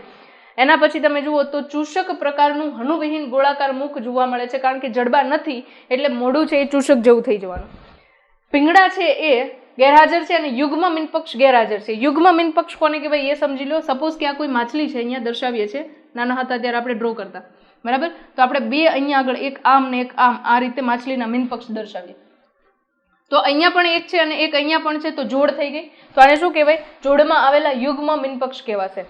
બરાબર, પણ તમે એવું જુઓ છો કે અહીંયા જ્યારે લેમ્પ્રી કે હેગફિશનો ડાયાગ્રામ તમે જુઓ છો, બરાબર, તો એની અંદર તમને આ રીતે મીનપક્ષ છે એ દેખાડેલા છે. તો અહીંયા આગળ કોઈ પણ રીતે જોડ બને છે, સામેની બાજુ મીનપક્ષ નથી. અહીંયા પણ સામેની બાજુ મીનપક્ષ નથી. તો મીનપક્ષ કેવા થયા? જોડમાં નથી એવું કહેવાશે. શું કહેવાશે? જોડમાં મીનપક્ષ હોતા નથી. અને એની ઉપર ભીંગડા નથી એટલે કે ત્વચા કેવી હશે? એકદમ ચીકણી ત્વચા હશે. ઓકે, કરોડ સ્તંભ છે એ કેવો જોવા મળશે? કાસ્થિમય જોવા મળશે. રુધિર પરિવહન તંત્ર છે એ બંધ પરિવહન તંત્ર જોવા મળશે. હવેના બધા પ્રાણીઓ છે એની અંદર અપવાદ વગર બંધ પરિવહન તંત્ર જોવા મળવાનું છે આપણને. ઓકે, એક્ઝામ્પલની અંદર આવશે લેમ્પ્રી અને હેગફિશ. ખાસ એના પ્રજનનને લઈને એક વસ્તુ યાદ રાખવાની છે. તમે જોશો કે લેમ્પ્રી જે છે એ વસવાટ ક્યાં કરે છે? પુખ્ત સજીવ દરિયામાં વસવાટ કરે છે, પણ એને ઈંડા મૂકવાનો પ્રજનન પછીનો સમયગાળો આવે ત્યારે હજારો કિલોમીટરનું અંતર કાપીને નદીની અંદર ઈંડા મૂકવા માટે જાય છે. અને એ ઈંડાઓ જે નદીમાં મૂકવામાં આવ્યા છે ત્યાં સુધી એ પહોંચે, ત્યાં ઈંડા મુકાઈ રહેશે, ત્યાં એ લેમ્પ્રી જે છે એ મૃત્યુ પામશે. અને જે ઈંડા મીઠા પાણીમાં મૂકવામાં આવેલા છે એમાંથી એના ડીંબ બહાર આવશે અને આ ડીંભ છે એ ટ્રાવેલ કરી નદીમાંથી ટ્રાવેલ કરીને ક્યાં જશે તો કે એ દરિયામાં જશે. ક્લિયર છે? ઓકે, તો આ એક સ્પેશિયલ ટાઈપનું કેરેક્ટર છે. લેમ્પ્રી માટે યાદ રાખવાનું છે કે ઈંડા મૂકવા માટે દરિયામાંથી એ નદીમાં જાય છે મીઠા પાણીમાં, મીઠા પાણીમાંથી એના ડીંભ છે એ ડાયરેક્ટલી ત્યાં આગળ દરિયાની અંદર પહોંચતા હોય છે. નેક્સ્ટ એના પછીનો કાસ્તી મત્સ્ય અને અસ્થિ મત્સ્ય વર્ગ તરીકે આપણે જોવાના છે. બંને ફરીથી આપણે યાદ રાખશું કયા ફોર્મેટની અંદર, તફાવતના ફોર્મેટની અંદર, અને થોડા કેરેક્ટર બાકી રહે છે એ આ તમને અહીંયા ઇન્ડિકેટ કરીને આપી દીધા છે. કાસ્તી મત્સ્ય છે એ દરિયાઈ વસવાટ ધરાવે છે, એક્સક્લુઝિવલી મોટા ભાગે મરાઈન જ છે, જ્યારે અસ્થિ મત્સ્ય છે એ દરિયા અને મીઠા પાણી બંનેમાં જોવા મળે છે. તો આના ઉપર ડેફિનેટ ક્વેશ્ચન બની ગયો કે દરિયાઈ મત્સ્ય કઈ છે અને મીઠા પાણીની મત્સ્ય છે. ગુજસેટમાં રિપીટ થઈ ગયો, બોર્ડની અંદર રિપીટ થઈ ગયો ક્વેશ્ચન, નીટમાં પણ રિપીટ થઈ શકે. દરિયાઈ માછલી તરીકે અસ્થિ મત્સ્યમાં ઉડતી માછલી, સમુદ્ર ઘોડો, અને મીઠા પાણીની અંદર રોહુ, કટલા અને મૃગલ એનસીઆરટીની અંદર એક્ઝામ્પલ્સ આપેલા છે તમને, એ જ છે. ઓકે, એના પછી કાસ્તી મત્સ્ય છે એ અંતઃકંકાલ તરીકે કાસ્તી ધરાવે છે, જ્યારે અસ્થિ મત્સ્ય છે એનું અંતઃકંકાલ છે એ અસ્થિનું બનેલું છે. ડિફરન્સ એના બેઝિસ પર જ છે. ઝાલરફાટ છે એને ખાસ ધ્યાનમાં લેવાની છે. 5 થી 7 જોડી ઝાલરફાટ કાસ્તી મત્સ્યમાં છે, એના કરતાં ઓછી 4 જોડી માત્ર ઝાલરફાટ છે એ અસ્થિ મત્સ્યમાં છે. ખાસ યાદ રાખો. પહેલામાં કેટલી હતી તો કે આગળની સ્લાઇડ પર તમને જોવા મળી એ સ્લાઇડ 6 થી 15 છે, એના પછી યાદ રાખો 5 થી 7, અને એના પછી યાદ રાખો 4 જોડ. બરાબર, આ રીતે 4 ની ઝાલરફાટ યાદ રાખો. ક્વેશ્ચન બને છે એના ઉપર. ઝાલર ઢાંકણ ગેરહાજર છે, ખાસ યાદ રાખો. મતલબ કે તમે એવું જોશો કે માછલી જે છે બરાબર એની ઉપર, ઓકે બહુ નાનો ડાયાગ્રામ છે, આઈ થિંક તમને નહીં દેખાય, થોડો મોટો બનાવીએ. સપોઝ કે અહીંયા આગળ હું એક ફિશ ઇન્ડિકેટ કરું છું, દેખાડું છું તમને બરાબર. એની અંદર આ રીતે આપણે ઝાલર બહારથી જોઈ શકીએ છીએ. હવે ઘણી ફિશ કેવી હોય કે એનું ઉપર તમને આ રીતે આમ એક ઢાંકણ ઢાંકેલું હોય ને એવી સંરચના જોવા મળે, મતલબ કે એની ઝાલર ફાટ છે એ તમને ખુલ્લી દેખાય નહીં, તો આને તમે ઝાલર ફાટ કહેશો. અને આ ઝાલર ઢાંકણ છે એ કોની અંદર હશે તો કે અસ્થિ મત્સ્યમાં હોય છે. કાસ્તી મત્સ્યમાં ઝાલર ઢાંકણ છે એ ગેરહાજર હોય છે, ઢાંકેલી ના હોય. કાસ્તી મત્સ્યની અંદર તમને ઝાલર છે એ સીધી આ રીતે ખાંચ તરીકે ઓબ્ઝર્વ થતી હોય છે. ક્લિયર છે? રાઈટ. નેક્સ્ટ એના પછી વાતાશય છે અહીંયા આગળ ગેરહાજર છે, જ્યારે વાતાશય છે અહીંયા આગળ હાજર છે, છતાં પણ માછલી આ કાસ્તી મત્સ્ય તરીકે પાણીની અંદર બ્રીથ કરવા માટે કેપેબલ છે, લાંબા સમય માટે એ તરી શકે છે. ભીંગડા છે અહીંયા આગળ ખાસ યાદ રાખજો, પ્લેકોઇડ પ્રકારના છે, આના ઉપરથી ક્વેશ્ચન બને છે. અસ્થિ મત્સ્ય છે એની અંદર સાયક્લોઇડ અને ટીનોઇડ પ્રકારના ભીંગડાઓ છે. સપાટી છે એ ભીંગડામાં હોય છે માછલીની, એની અંદર ખાસ યાદ રાખો. બંને માટે સેમ કેરેક્ટર છે. રુધિર પરિવહન તંત્રને લઈને શીત રુધિર ધરાવતા પ્રાણીઓ, હૃદય દ્વિખંડી છે, એક ક્ષેપક અને એક કર્ણક હોય છે, એટલા માટે એને નામ આપીએ છીએ આપણે શિરા હૃદય. ક્લિયર છે? નેક્સ્ટ એના પછી વાત કરીએ એક્ઝામ્પલ્સ. ખાસ યાદ રાખશો તમે. વિજંગ ધરાવતી માછલી તરીકે ટોર્પેડો છે, પછી ઝેરી ડંખ ધરાવતી હોય એવી ટ્રાઇગોન છે. તો આ બે ફિશ ખાસ યાદ રાખવાની છે અલગ કેરેક્ટર તરીકે, કારણ કે એ ક્વેશ્ચનમાં બને છે અહીંયા આગળ નીટ માટેનો. પછીની એક્ઝામ્પલ તરીકે ડોગ ફિશ છે, ગ્રેટ વ્હાઇટ શાર્ક છે અને રે ફિશ છે. આ 3 માછલી તમને અહીંયા આગળ ઇન્ડિકેટ કરેલી છે. અહીંયા એક્ઝામ્પલ્સ આપણે જોઈ લીધા છે. માછલી ઘરમાં 1-2 માછલી તમને દેખાડેલી છે, લડાકુ માછલી અને એન્જલ ફિશ આ 2 દેખાડેલી છે. હવે એના સાથે કેટલાક બીજા કેરેક્ટર્સ છે એને પણ ડિસ્કસ કરવાના છે. એ કેરેક્ટરની અંદર તમે જુઓ તો કાસ્તી મત્સ્યમાં એક એક્સક્લુઝિવ કેરેક્ટર દેખાય છે તમને, અને એ લાક્ષણિકતા શું છે તો કે નર માછલી જે હોય એની અંદર તમને નિતંબ મીનપક્ષનું પકડ અંગમાં રૂપાંતરણ થયેલું જોવા મળે છે, જે પ્રજનનની પ્રક્રિયા દરમિયાન માદા પ્રાણીને પકડીને એની અંદર શુક્રકોષને ટ્રાન્સફર કરવા માટે યુઝ થાય છે. એના પછી તમે જુઓ તો અપત્ય પ્રસવી આપેલું છે અને અસમતાપી આપેલું છે. તો અહીંયા આગળ તમને યાદ છે કે અપત્ય પ્રસવી કોને કહેવાય તો કે જે બચ્ચાને જન્મ આપે ને એને અપત્ય પ્રસવી કહેવાય, અને અસમતાપી પ્રાણી કીધું છે મતલબ કે એ વાતાવરણના તાપમાનની સાથે પોતાનું ટેમ્પરેચર બદલાવે છે એવા પ્રાણીઓ થયા. રાઈટ. ઓકે. એના પછી અહીંયા આગળ તમે જુઓ તો અસ્થિ મત્સ્યમાં લિંગભેદ જોવા મળે છે, બાહ્ય ફલન દર્શાવે છે, અંડ પ્રસવી જોવા મળે છે મતલબ કે ઈંડા મૂકે છે. અહીંયા શું હતું? અપત્ય પ્રસવી મતલબ કે બચ્ચાને જન્મ આપે છે. વિકાસ છે કેવો છે? પ્રત્યક્ષ છે, મતલબ કે સીધું બાળ પ્રાણી તમને જોવા મળશે. ક્લિયર છે? એની સાથે તમારી બંને માછલીઓ છે કમ્પ્લીટ થઈ ગઈ, અસ્થિ મત્સ્ય અને કાસ્તી મત્સ્ય. નેક્સ્ટ આપણે જોવાનું છે ફટાફટ ઉભયજીવીઓ. શું કામ ઉભયજીવી કહીએ છીએ? કારણ કે પ્રજનન માટે એક્સક્લુઝિવલી કોના ઉપર ડિપેન્ડ કરે છે? પાણી ઉપર. કારણ કે એમના ઈંડા છે કેલ્શિયમ કાર્બોનેટના બનેલા નથી હોતા, એમની ફરતે ચીકણું જીલેટીનનું આવરણ હોય છે, જે પાણી અને ભેજ હશે તો એમને રહેશે, નહીંતર એ સુકાઈ જશે.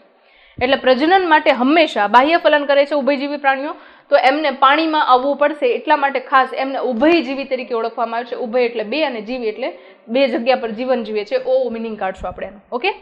ખાસ તમે અહીંયા આગળ જુઓ તો 2 જોડ ઉપાંગો ધરાવે છે. બરાબર. શરીર છે એ શીર્ષ અને ધડમાં વિભાજિત છે. દેડકાને જુઓ તો ઘણામાં તમને પૂંછડી જોવા મળશે અને ઘણામાં પૂંછડી ગેરહાજર હશે. આ એમની કેરેક્ટરિસ્ટિક થઈ ગઈ. એના પછી તમે જુઓ તો ત્વચા કેવી હશે? ચીકણી અને ભીની ત્વચા જોવા મળશે, કારણ કે ત્વચા વડે એ શ્વસન કરે છે. તો ભીની અને ચીકણી ત્વચા હશે તો એના ઉપર ઓક્સિજનનું ડિપોઝિશન થશે ને ત્યાંથી શ્વસન કરી શકશે. ઓકે.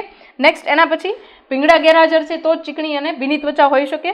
કર્ણપટલ હાજર છે, મતલબ કે કાનનો પડદો છે એની અંદર હાજર છે. બહારની બાજુએ જે કર્ણપલ્લવ કહીએ છીએ એ ગેરહાજર હોય છે. ઓકે. અવસારણી જોવા મળે છે. અવસારણી એટલે શું? તો કે અવસારણીનો મતલબ થશે જ્યાં પાચન માર્ગ, પ્રજનન માર્ગ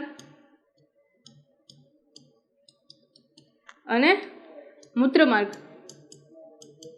આ ત્રણેય વસ્તુ એક જ જગ્યા પર ખુલે છે એવી ચેમ્બર જે છે એને તમે અવસારણી તરીકે ઓળખો છો.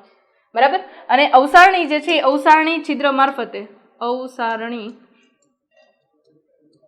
મારફતે શરીરની બહાર ખુલે છે. ક્લિયર છે આ વસ્તુ? ઓકે. નેક્સ્ટ એના પછી શ્વસન જે છે એ ઝાલર, ફેફસા અને ત્વચા ત્રણેય વડે થાય છે. ખાસ યાદ રાખો. અને આની અંદર ત્રીજી વસ્તુ એડ કરીશું, મુખ ગુહા વડે પણ દેડકાઓ શ્વસન કરી શકે છે, જેને મુખ ગુહીય શ્વસન તરીકે ઓળખીએ છીએ. ઓકે. એના પછી તમે જુઓ તો હૃદય જે છે અહીંયા આગળ થોડુંક એડવાન્સ થઈ ગયું. ત્રિખંડીય હૃદય છે જેની અંદર 2 કર્ણક અને 1 ક્ષેપક હોય છે. મતલબ કે રુધિર તો કેવું થાય છે? મિક્સ પ્રકારનું જ વહન થાય છે. એક પોઈન્ટ અહીંયા આગળ રહી ગયો કે અહીંયા હૃદય જે છે એ દ્વિખંડીય છે, જેને શિરા હૃદય તરીકે ઓળખીએ છીએ. કદાચ મેં કહી દીધું. ઓકે. શિરા હૃદય એટલે કે જેની અંદર શુદ્ધ અને અશુદ્ધ બંને રુધિર એક સાથે વહન પામે અને શિરા હૃદય કહેવામાં આવે છે. ઓકે. નેક્સ્ટ એના પછી 2 કર્ણક છે ને 1 ક્ષેપક છે, એટલે અહીંયા પણ શુદ્ધ અને અશુદ્ધ રુધિર ભેગું થવાનું છે. ઓકે.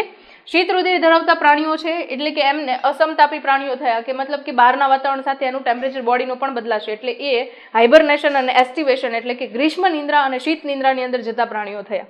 ઓકે. એના પછી તમે જુઓ તો એકલિંગી પ્રાણીઓ છે, બાહ્ય લિંગભેદ જોવા મળે છે. નર દેડકો અને માદા દેડકો છે એ આસાનીથી આપણે ઓળખી શકીએ છીએ. એના પછી તમે જુઓ તો અંડ પ્રસવી પ્રાણીઓ છે અને બાહ્ય ફલન દર્શાવે છે. પાણીની અંદર જ બાહ્ય ફલન થઈ જશે.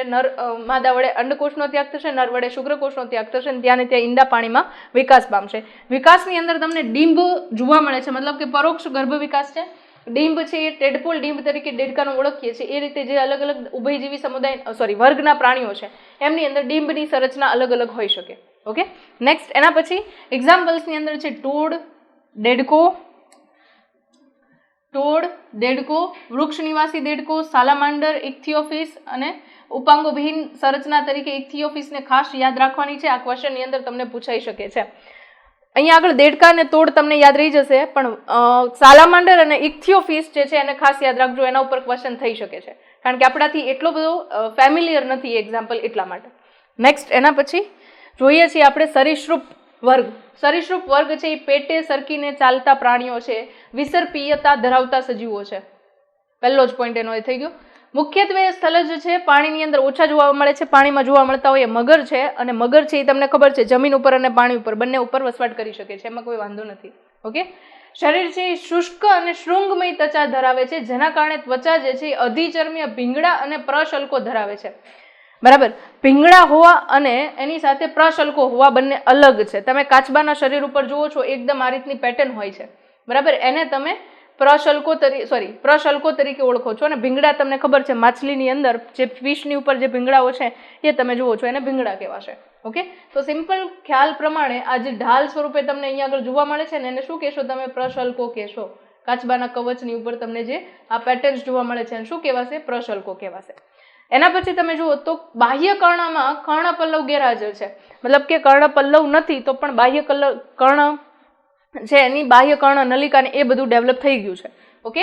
એના પછી જુઓ તો હૃદય છે એ કેવું છે? ત્રિખંડીય છે, મતલબ કે અહીંયા આગળ પણ 2 કર્ણક અને 1 ક્ષેપક છે. પણ અપવાદ તરીકે મગરની અંદર જુઓ તો અપૂર્ણ ચતુષ્ક કોટરી હૃદય છે, જેની અંદર તમે ઓબ્ઝર્વ કરશો કે આપણે આ 4 ચેમ્બર દેખાડીએ છીએ. ઓકે. તો એ 4 ચેમ્બરની અંદર 2 કર્ણક જે છે એની ચેમ્બર વચ્ચે હોલ હોય છે અહીંયા આગળ. આ બરાબર. એટલે એને અપૂર્ણ ચતુષ્ક ખંડીય હૃદય કહેવામાં આવે છે. અને ઘણીવાર તમે જુઓ છો કે મનુષ્યના જે બાળકો છે એની અંદર પણ આ હૃદયની અંદર હોલ હોય છે, જે ઓપરેશન થ્રુ ઠીક કરાવવામાં આવે. ઓકે. તો યાદ રાખો કે મગર જે છે એ અપવાદ છે, અપૂર્ણ ચતુષ્ક ખંડીય હૃદય ધરાવે છે. નેક્સ્ટ એના પછી અસમતાપી પ્રાણી, મતલબ ટેમ્પરેચરના અકોર્ડિંગ એ પણ હાઇબરનેશન, એસ્ટિવેશન કે પછી બાસ્કિંગની પ્રોસેસ કરશે. કાચળીયુક્ત ત્વચા છે મતલબ કે ભીંગડા છે એની ત્વચાને રિમૂવ કેનાથી કરશે તો કે સાપ છે કોઈ કાટાળી જાળીમાંથી ફસાઈને નીકળશે તેના કારણે ઉપરનું આખું કવચ નીકળી જશે જેને આપણે કાચળી તરીકે ઓળખીએ છીએ. ઓકે, લિંગભેદ જોવા મળે છે મતલબ કે એકલિંગી પ્રાણી નર અને માદા અલગ છે. અંતઃફલન જોવા મળે છે પણ ઈંડાનો ત્યાગ કરશે મતલબ કે ઈંડાને મૂકશે અને એમાંથી બચ્ચા છે એ થોડા સમય પછી બહાર આવશે. વિકાસ સીધો છે મતલબ કે સાપ છે ઈંડા મૂકશે તો એમાંથી ડાયરેક્ટલી સાપ જ આવશે, બીજા કોઈ પ્રાણી જેવા અપિયરન્સ વાળા કેરેક્ટર્સ નહીં આવે. નેક્સ્ટ એના પછી એક્ઝામ્પલ્સ છે બહુ બધા છે અહીંયા. કાચબો, એમાં બે ટાઈપ આપ્યા છે. દરિયાઈ કાચબો છે તો એને ટર્ટલ કહેશો, સામાન્ય કાચબો છે તો એને ટોર્ટોઇઝ કહેશો, જમીન ઉપર રહેતો કાચબો. વૃક્ષ ગરોળી, બગીચાની ગરોળી, પછી બીજી ગરોળી છે ભીત ગરોળી. બરાબર, 3 ગરોળી યાદ રાખી લો. મગર અને ઘડિયાળ છે એ મગર જેવા દેખાતા બે પ્રાણી છે પણ બંને અલગ છે. સાપમાં 3 યાદ રાખશો, ઝેરિક સાપ, કોબ્રા, કાળોતરો ક્રેટ અને ચિત્રો વાઇપર. 3 સાપ છે એ યાદ રાખો. કમ્પ્લીટ થઈ ગયું આ સરીસૃપ. લાસ્ટલી સેકન્ડ લાસ્ટ આવી ગયા આપણે વિહગ સમુદાયના પ્રાણીઓ. પીચ્છાઓની હાજરી જેના વડે પીચ્છાનું બહિર્કંકાલ બનેલું છે એવું કહેવાશે. રાઈટ. એના પછી તમે ચાંચ જુઓ તો જડબા જે છે એના આગળના ભાગ પર ચાંચ આવેલી છે અને એમાં એક એક્ઝામ્પલ યાદ કરો, આર્કિયોપ્ટેરિક્સ, જેની અંદર તમે જડબાની અંદર દાંત જોવા મળે છે. ઓકે, ચાંચની અંદર દાંત જોવા મળે છે. બરાબર, જેને સરીસૃપ અને વિહગને જોડતી કડી તરીકે ઓળખીએ છીએ. અગ્ર ઉપાંગ જે છે એનું પાંખમાં રૂપાંતરણ થયું છે. અગ્ર ઉપાંગ નું રૂપાંતરણ પાંખ. ઓકે, નું રૂપાંતરણ પાંખ. ઓકે, વાતકોટરની હાજરી જોવા મળે છે. વાતકોટર ક્યાં હોય છે તો કે શરીરના લાંબા હાડકા, શરીરના લાંબા હાડકામાં વાતકોટર જોવા મળશે, જેના કારણે પક્ષીઓનો વજન હળવો થઈ શકે અને ઉડવામાં ઓછી ઉર્જાનો ખર્ચો થાય. ઓકે, એના પછી ચતુષ્ક ખંડીય હૃદય, બે કર્ણક અને બે ક્ષેપક આવેલા જોવા મળશે. એટલે અહીંયા આગળ તમે સંપૂર્ણપણે શુદ્ધ રુધિર અને અશુદ્ધ રુધિર અલગ અલગ વહેંચણી પામીને વહન પામતું જોશો. ઓકે, એના પછી ઉષ્ણ રુધિર ધરાવતા પ્રાણી સમતાપી મતલબ કે બહારના વાતાવરણમાં જે પણ ચેન્જીસ થવા હોય થાય એના અંદરના વાતાવરણમાં કોઈ ચેન્જીસ થવાના નથી. ઓકે, એના પછી વાતાશયો. જો યાદ રાખજો અહીંયા વાત કોટર કીધું છે તો એ હાડકામાં આવશે ને વાતાશયો જે છે એ ફેફસા સાથે જોડાયેલી 6 કોથળીમય સંરચના છે.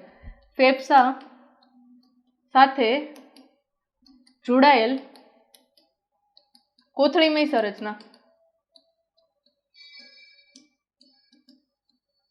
ખાસ યાદ રાખવા. ઓકે, નેક્સ્ટ એના પછી તમે જુઓ લિંગભેદ હાજર મતલબ કે નર પક્ષી અને માદા પક્ષી આરામથી જોઈ શકીએ છીએ અને ઓળખી શકીએ છીએ. નર પક્ષી છે વધારે સુંદર હોય છે, માદા પક્ષી છે એની કરતાં થોડા ઓછા સુંદર હોય છે. બરાબર, તો એના આધારે તમે ઓળખી શકો છો. અંતઃફલન દર્શાવે છે, અંડ પ્રસવી છે, સીધો જ તે બચ્ચાનું બહારથી ઈંડામાંથી બહાર આવશે, એ સીધા જ બચ્ચા હશે એટલે કોઈ રૂપાંતરણ વચ્ચે જોવા મળતું નથી. એક્ઝામ્પલ તમને આવડે છે, કાગડો, કબૂતર, મોર, પોપટ. એક્ઝામ્પલમાં આ બે ખાસ યાદ રાખશું, શામૃગ, પેંગ્વિન.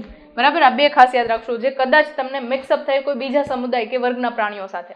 બરાબર, બટ નહીં થવા જોઈએ મારા ખ્યાલ પ્રમાણે. ઓકે, નેક્સ્ટ લાસ્ટ આપણે પહોંચી ગયા વર્ગ ક્લાસ.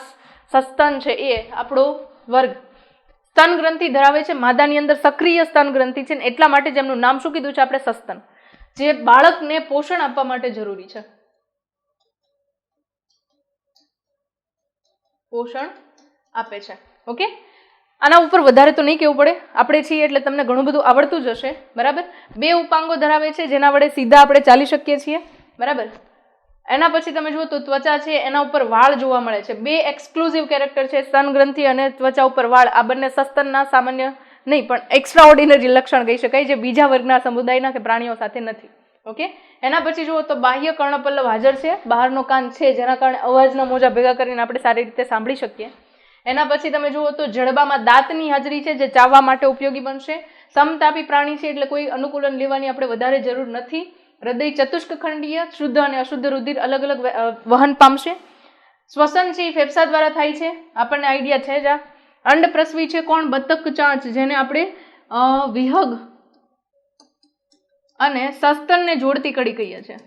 સસ્તનને જોડતી કડી તરીકે ઓળખીએ છીએ. ઓકે, અપત્ય પ્રસવી પ્રાણી છે મતલબ કે સીધો બચ્ચાને જન્મ આપે છે, બચ્ચાને જન્મ આપે છે. ઓકે, અને એના પછી તમે જુઓ તો એક્ઝામ્પલ્સ જુઓ એટલે ટોપિક કમ્પ્લીટ થઈ ગયું. કાંગારૂ, ચામાચીડિયા, ડોલ્ફિન અને બ્લુ વેલ. એવા એક્ઝામ્પલ્સ જ મેં લખ્યા છે કે જે એક્ઝામ્પલ્સ તમને થોડાક ડાઉટફુલ રહે. ખાસ યાદ રાખજો, અહીંયા ડોલ્ફિન અને બ્લુ વેલ છે માછલીના ફોર્મેટની અંદર અસ્થિ મત્સ્ય કે કાસ્કી મત્સ્યમાં નહીં મૂકી આવતા. ઘણા સ્ટુડન્ટ્સ આમાં ભૂલ કરે છે. ઓકે, તો આની સાથે આપણું ચેપ્ટર જે છે એ એક્સક્લુઝિવલી ગુજરાતી મીડિયમમાં કમ્પ્લીટ થઈ ચૂક્યું છે. બરાબર, બહુ લેન્ધી ચેપ્ટર હતું, પણ તો પણ બધા જ ઇમ્પોર્ટન્ટ પોઈન્ટ્સને કવર કરીને તમારા ક્વેશ્ચન પૂછાવાની સંભાવના સાથે ચેપ્ટરની બધી હિન્ટ સાથે પૂરું કર્યું છે આપણે. જો વિડીયો સારો લાગ્યો હોય, આઈ થિંક સારો જ છે, અને તમને લોકોને યુઝફુલ થયો છે, તો લાઇક કરવાનું ભૂલતા નહીં, શેર કરો તમારા ફ્રેન્ડ સાથે, કારણ કે આ સમયગાળો એવો છે કે જેમાં બને એટલી વધારે મહેનત કરવી જોઈએ અને બને એટલું વધારે રિવિઝન કરવું જોઈએ. તો તમે પોઈન્ટ્સને સોલ્વ કરવા બેસો એની કરતાં મેં તમને અહીંયાથી સોલ્વ આઉટ કરીને જ આપ્યા છે. ખાલી યાદ રાખવાનું કામ તમારું છે અને રિવિઝન કરવાનું કામ તમારું છે. તો વધારે વધારે તમારા ફ્રેન્ડ સાથે શેર કરો, અને આ વિડીયો જે છે એ ગ્રુપની અંદરથી તમને એની PDF છે વિડીયોની લિંકમાંથી મળી જશે. બરાબર, તો તમારે નોટ્સ છે અલગથી પ્રિપેર કરવાની કોઈ જરૂર નથી. હેન્ડ રિટન નોટ્સ સાથેનો વિડીયો મળી ગયો છે. મળીએ છીએ કાલે પાછા નવા ચેપ્ટર સાથે, નવા સેશન સાથે. ઓકે.